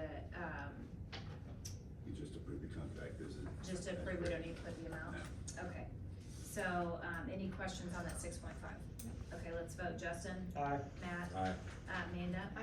Julie? Aye. Chair votes aye. 6.1, discussion of possible board action to approve a quote. Do we miss anything? 6.6.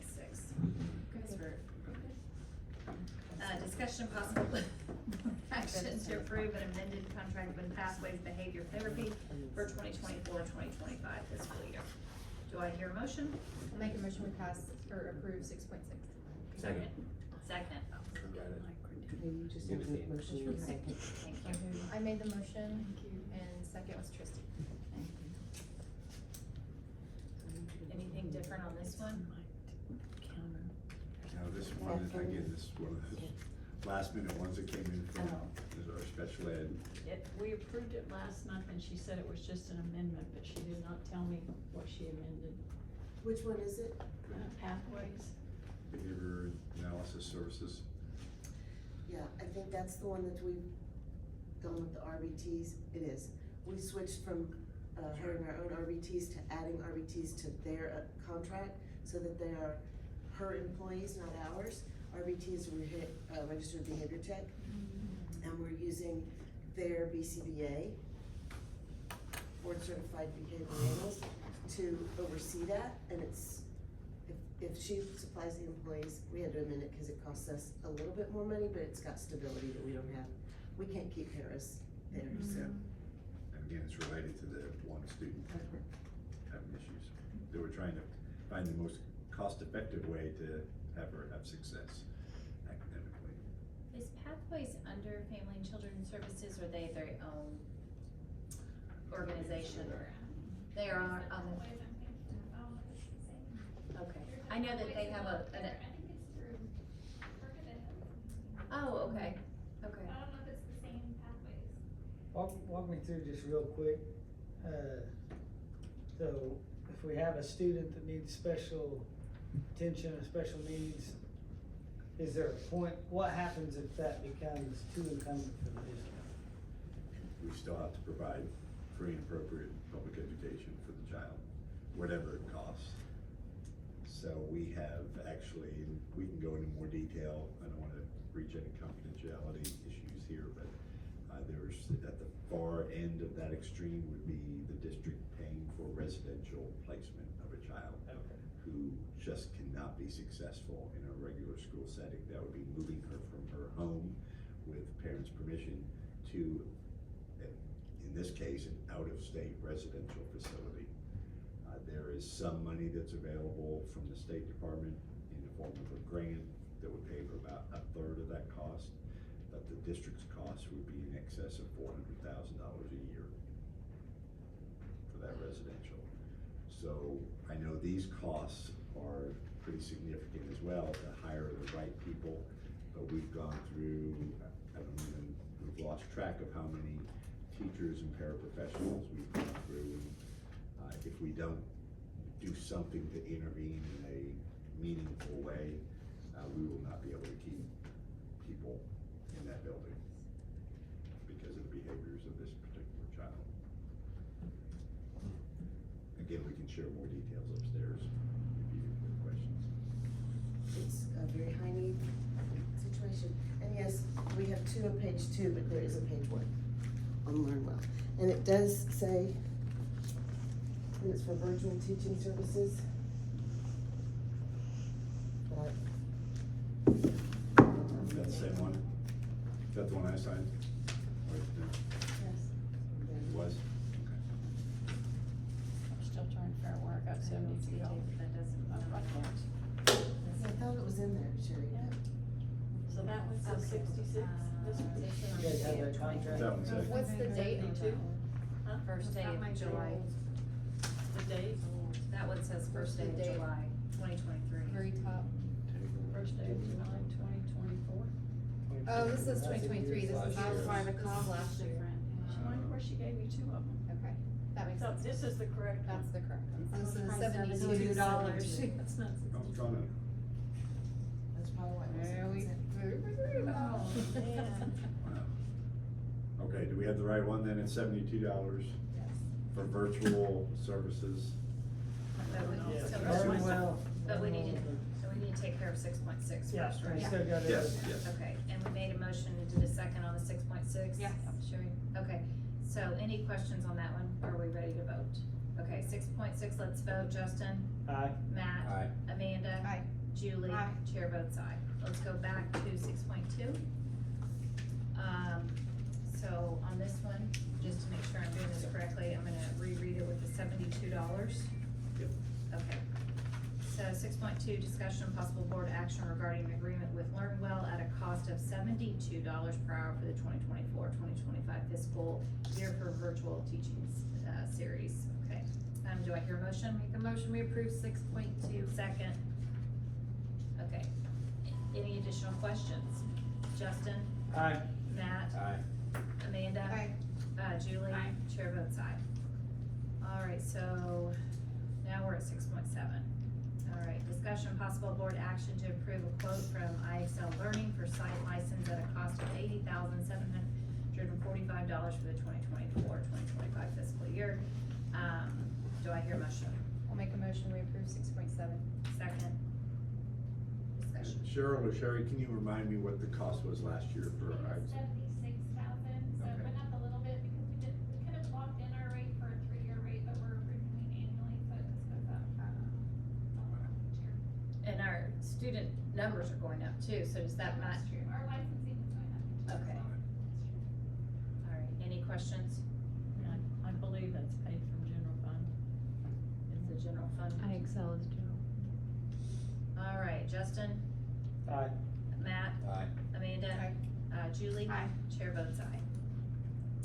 All right, so, now on operations. Yep. We're gonna do each one of these separately, We correct? do. Okay. All right, 7.1, discussion and possible board action to approve changes to the, Board of Education Policy 2156, wireless communications devices. Do I hear a motion? I'll make a motion, we approve 7.1. Second. All right, now that we've got through all that complicated stuff, let's get to something simple, cell phones. In front of you, you have the latest update for policy 2156. This is our policy on wireless telecommunication devices. And as we've been talking over the past few months, we all recognize the challenges that cell phones have become at our schools. This is an example. An example of teacher. That was awesome. Well played, well played. Yes. I apologize, I was trying to turn that off. That was awesome. You're welcome for that example. Thank you for that, that was great. Did you put watches? It was great planning. They can add watches. You put devices, Oh, no, I had a. telecommunication devices. We can add watches, so Cause I had a parent say, well, they'll still wear. They their will. watch. They'll still wear their watch. I know they will, because most have the watches that will. That's sweet. That'll be a challenge, so we can add watches up on that top line. Oh, which so they can can. come in that. So again, our policy in the past has been at the secondary level, grades 7 through 12, that students can have their phones off and out of sight. And we've been open to allowing them to use them at lunchtime and passing periods and that sort of thing. We continue to have significant issues regarding the misuse of cell phones at school. Sharing of inappropriate information, sharing of inappropriate pictures, taking pictures and video of students without permission, particularly ones engaged in mutual combat, posting on social media, which causes its own disruption, using it to cheat on exams, all sorts of things. It is just an issue that is out of control, and any opening that we have in our policies, students are gonna find ways to exploit. So now we have students that will text each other from class and say, hey, meet me in the bathroom. They go to the bathroom, do whatever they're gonna vape or whatever down there. So it has become an issue just managing children's behavior. The research that's been coming out over the past couple years is very clear about that schools need to step up on behalf of kids and provide clear barriers between the use of these devices, because they are such a disruption to the learning environment. Medical research is starting to show the brain chemistry is changing on some of these kids, and this fear of missing out, the constant need for attention from social media to see how many likes they have, or to see if somebody's commented or sent them a text, is so distracting to children's attention span that they don't have hardly any attention span at school.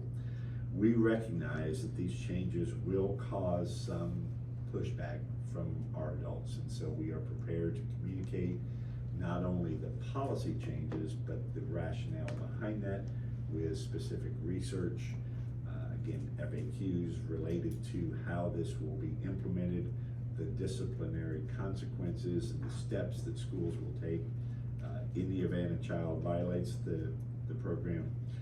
But it will be a significant shift. We also recognize our accountability in ensuring that our teachers and staff are consistent about the implementation, because that's one of the challenges that we have as well. And we will have to hold teachers accountable when they do not enforce the policy that you set forth if you approve it here tonight. I did reword this to make it a little clearer. So the first paragraph basically says for students in 9th grade and below, the devices will only be accessed and operated outside of the regular school day.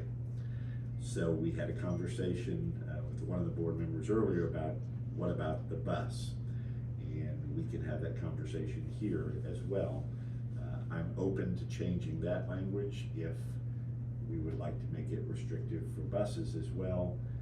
My concern, and I can argue either way, is that if we had a ban on the buses, it's basically something that would be very difficult to enforce for the bus driver who's trying to control behaviors. And if a kid in the 20th row has their phone in their lap playing a game, I'm not really worried about that. Can students still use them inappropriately on the school bus? You bet. They can bully each other and film it and do all that kind of stuff.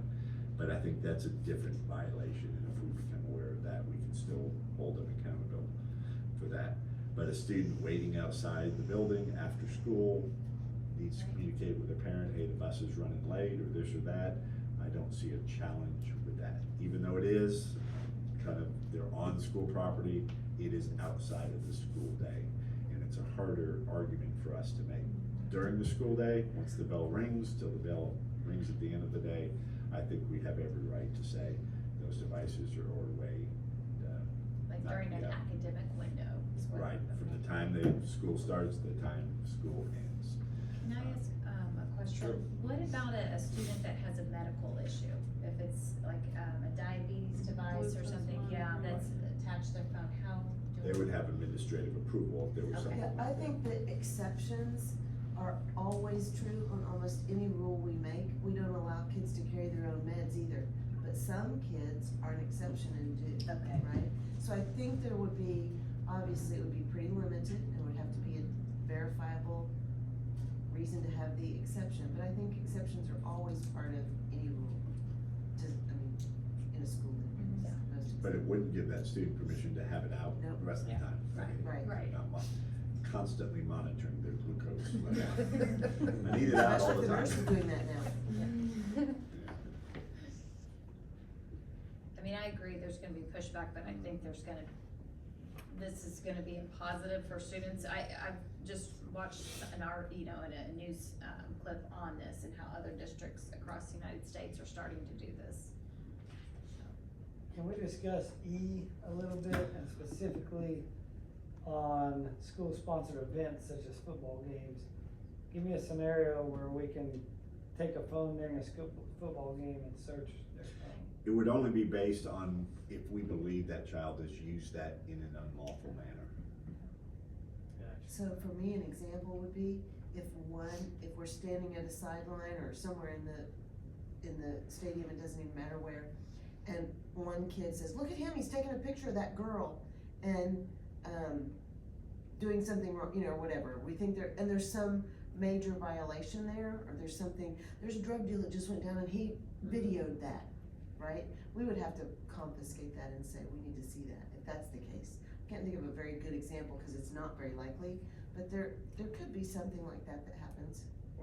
Or somebody in the bathroom comes out and said, Yep. he was in here taking pictures of Yep. so-and-so That's a better who was example. taking the bathroom, and we would say, we need to confiscate that because you may have used it unlawfully. The parent will always be involved in that kind of a case. If we take a phone from a child, first thing we're gonna do is call a parent and say, we have an incident, we need you to come up and participate in this. What are your thoughts as, the parents that have kids right now going to school in the district? Well, I had talked to them earlier, and I'm kind of the one that was like, Henry, I can just see him in middle school waiting outside or something, and we're participating in an event outside of, at the middle school, but not inside of school academic hours, and I was like, he might pull out his phone, and I would hate for that to be considered a violation. Right. And then, so they were real receptive to that, and then we did talk about the buses, and, I see both sides, but, you know, when I'm creating policy at work, if we can't enforce it, we're not gonna put it in. We can't enforce that, yeah, it'd be very difficult. No, that, could you imagine the communication frustration of parents? I mean, at least their kids are telling them that they're running late. Yeah. Yeah. Right. Right, and like sometimes they forget something and Henry will text me or call me and be like, oh, I forgot my paper, can you bring it? Or, you know, I mean, that's kinda nice to have that bridge time And to. it's not disrupting as long as Yeah, they're right. using it in an appropriate manner. And I think most of our bus drivers would probably say, oh, let them have them. Right, yeah.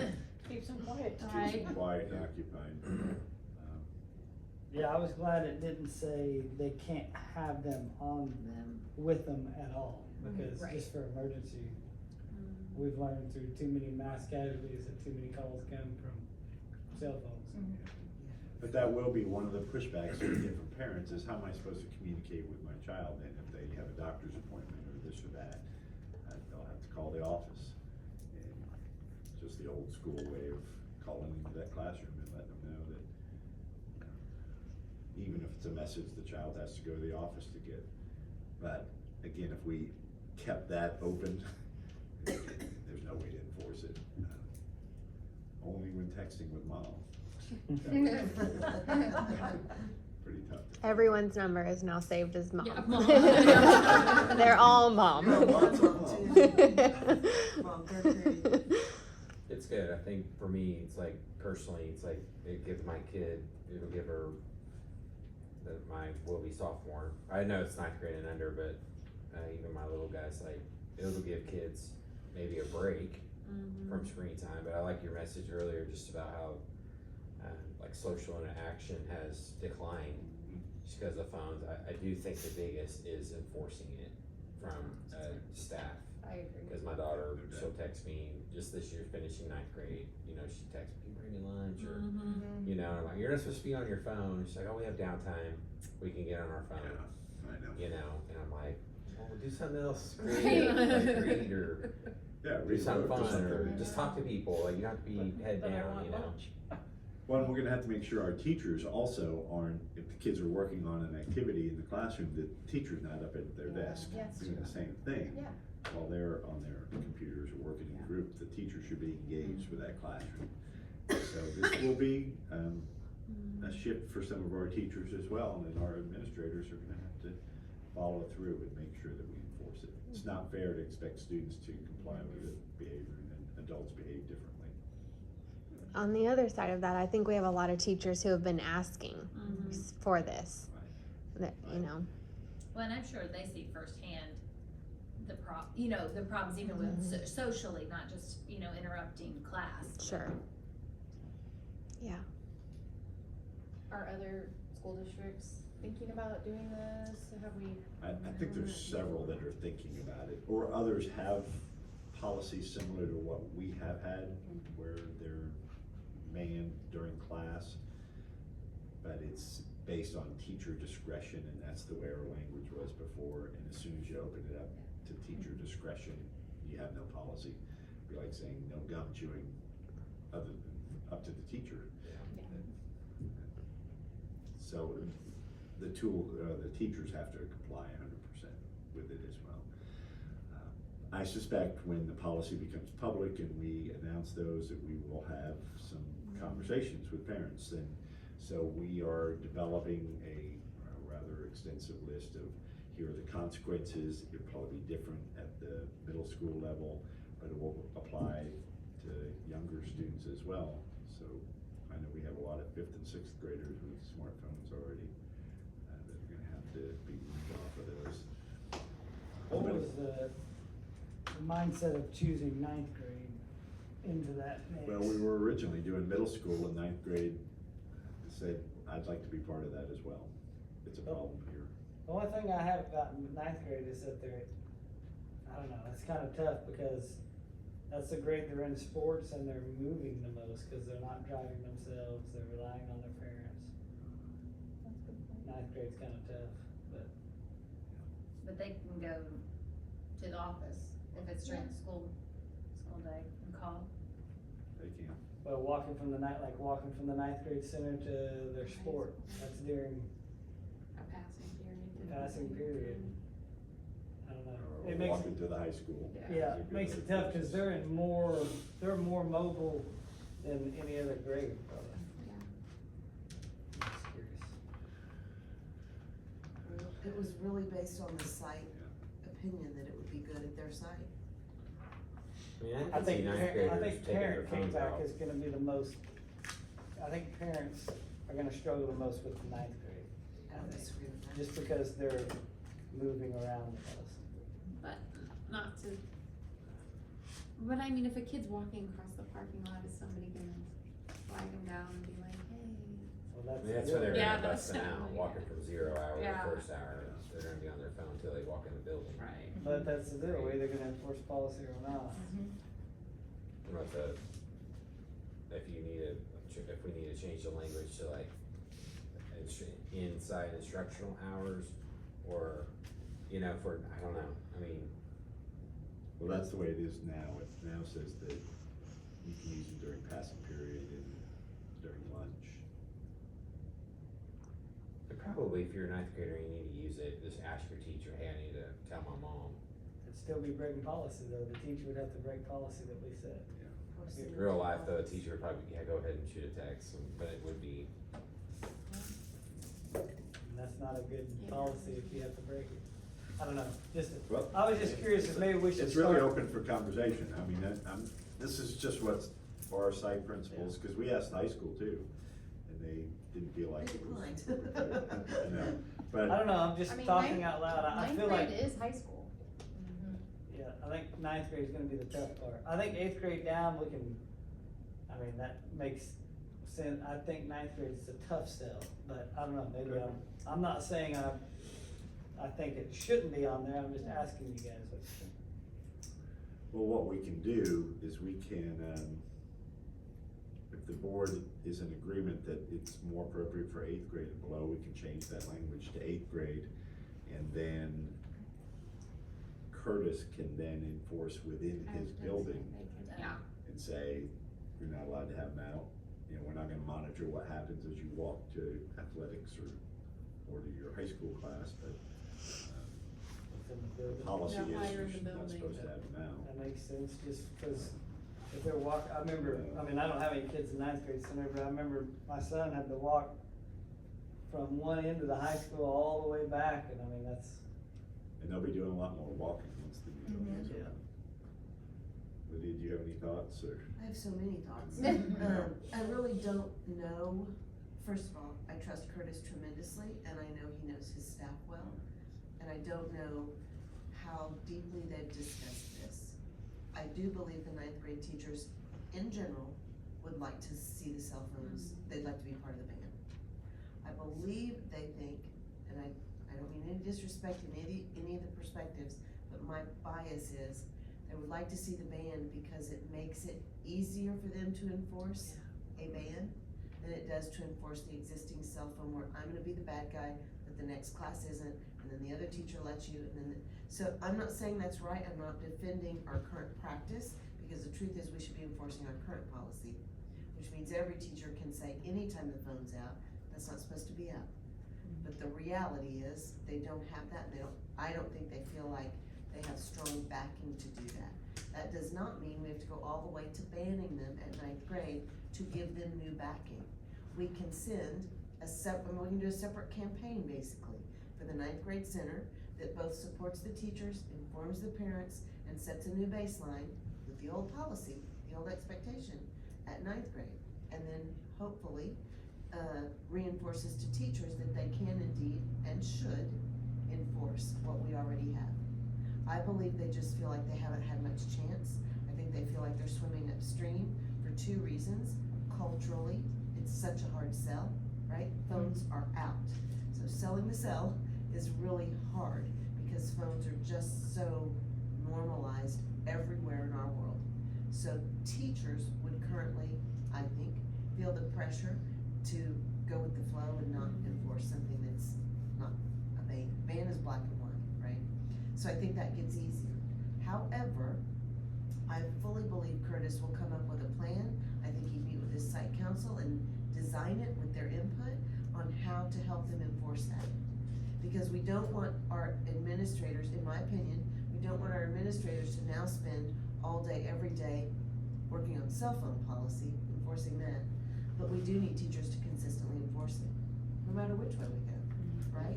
So there has to be a way for this site, and it may take some additional communication, for this site to enforce the existing policy, that they're not supposed to be out or interrupting instruction or used inappropriately. That's all already in policy, basically. What about if it had language that said something about ninth graders while in the ninth grade center building? Because the problem, if they're at a high school class, everybody else gets to do it, and they don't. Yeah, as soon as they walk into high school, right, other they're- kids have you're them right. out. Right. So personally, I think that we can go back to Curtis and his teachers and explain the hesitation to go full band at ninth grade, but that we also can express a desire to support them in enforcing this, reducing the presence of cell phones and the impact of cell phones at the ninth grade center. So that if that means during classes they're banned, or in the building, ninth grade buildings. In the ninth grade building. Yeah, in the building, I agree. Maybe add that under Yeah, can that be paragraph in B this? and just Yeah, put say, it in here. Yeah. ninth grade students may not access their cell phones within the ninth grade center Yeah. building. Because Justin, we had a ninth grade teacher ask to meet with Tristy and I, and this was a big concern of hers, and she felt like the board wasn't super supportive of her policy in her room of banning phones or putting them away. Did she have an example of why she did, or did she just feel like? It was basically everything you just said. Yeah. She felt like socially it's detrimental, academically it's No, I mean- detrimental. Why is she not supported? Why did she- what is the I think board- she wasn't clear on the policy. Okay. I think it wasn't clear, she thought at the beginning of the year she could take them and put them in like a jail, but then when we changed the policy, like 2 weeks into the year, she was The upset by that because then it was, non-confiscation yeah, rule is what really, or practice, is what really threw them, I think. yeah. They felt like, well, my only repercussion is to confiscate, whether it's the rest of this period, whether it's the rest of the day, whether it's because it should re-up. I believe it's really less about whether they're banned and more about what I do if it's out and disrupting. And so I think the teachers need a plan, and if, I like Rob's suggestion, if we add what that means, that, during the regular school day in the ninth grade buildings. I like that. I like that too. So once they leave the building, if they're going between classes, they can Right. act like a high school kid. But if in ninth grade, they're more like a middle school kid. That makes more sense. Yeah, I like that. I think that's a great compromise. I do. So add that sentence to that. And we will have a process for confiscation of those phones. We're gonna purchase some of the little cloth bags that have a magnet on them that can only be unlocked with a magnet. And so we'll confiscate those, bring them down to the office and hold those. I think first offense, the child will be able to pick it up after school. Second offense will be parent. And then at some point, there will be consequences associated with that, up to and possibly including banning the phone permanently. So you're not allowed to have that. When we take, is there any, do we need any, or does the policy protect us, or do we need any specific language to protect us that states that we will note the condition of the phone? Like, if we compensate it and then the parent says, hey, you guys broke. The screen wasn't broke the broken, screen. we turned it in. Yeah. Well, I think what's gonna happen is we'll have to put it in the sleeve, this child will put it in the sleeve, we'll close it, and we'll just carry that sleeve down to the office. But I hear that, I just didn't know if, Maybe you take a screenshot of it. Here's what it looked like when it went in the bag. Right. if it's broken. You know, That's true. If there's something wrong I just with didn't it. know if we could have it like on the bag, if you had like, you know how like luggage has the deal, you Yeah. could write crack screen or something, if you notice, I don't know, or maybe the policy protects us like, well, that wouldn't have happened if they wouldn't have had it out, I don't know. What we actually discussed initially, Rob, I don't know if you remember this, but this was months ago when we first started discussing with middle school, so I'm fuzzy on the details, but to your point, we discussed with Mr. Vernon a procedure where the AP or administrator that takes the phone and puts it in the pouch would immediately fill out a Google form That way we know that Jessica Jerningan's phone is in pouch number 32, because we're gonna have to expediently give them back at the end of school so kids aren't missing the bus and things like that. So we could easily add something to those Google form questions that they fill out when they take it, where they could indicate any existing I don't think notes it'd or be a big damage. problem, but I could see maybe an outliner saying. They'll put it in the note, crack screen or. Exactly. I mean, it would really just be student last name, student first name, maybe class period, whatever it may be, and then any necessary notes, because that would allow the secretary who is in the area where they're being stored once they're confiscated to quickly go through at the end of the day and be able to get them out quickly. So we already were kind of thinking of a system to document that. It wouldn't be hard to add something that would allow them to include that And information. initially, it's gonna be a challenge. The middle school admin are gonna be warned. Yeah. Slick by this policy Mhm. until kids learn that, oh, they mean it. Yeah. And they're gonna take my phone and I'm gonna get consequences when I have it out. It'll hopefully be a steep incline and then a steep decline. Yes.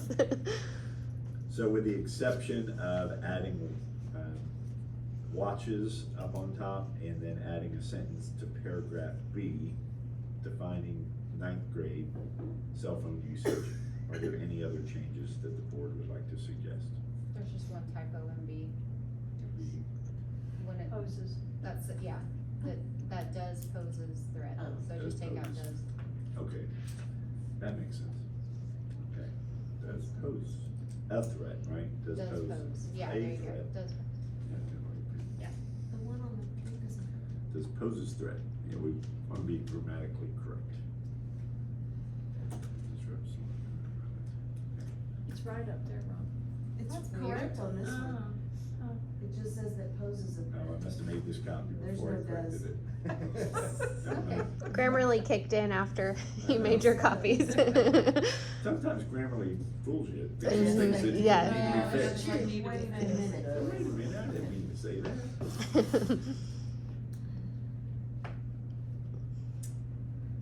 So, we'll be able to go ahead Yeah, you and, can approve the changes, knowing that those changes, and I'll send a copy of the updated one. okay, so then we'll go ahead and take a vote on 7.1. Any other discussion? Feel good about that? Okay.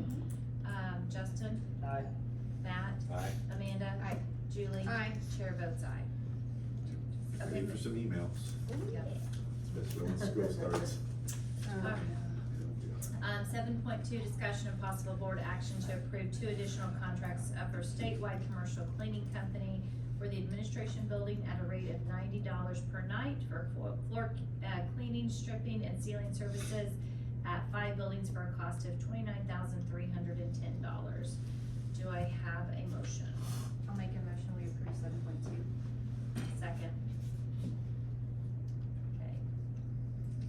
Self-explanatory, they'll be cleaning the admin building, $90 per night, and then doing some additional floor cleaning, stripping at 5 other buildings for $29,000 over the summer. Questions, Is that discussion? a total cost of 29? Yes. Okay. Any other questions? All right, let's vote. Justin? Aye. Matt? Aye. Amanda? Aye.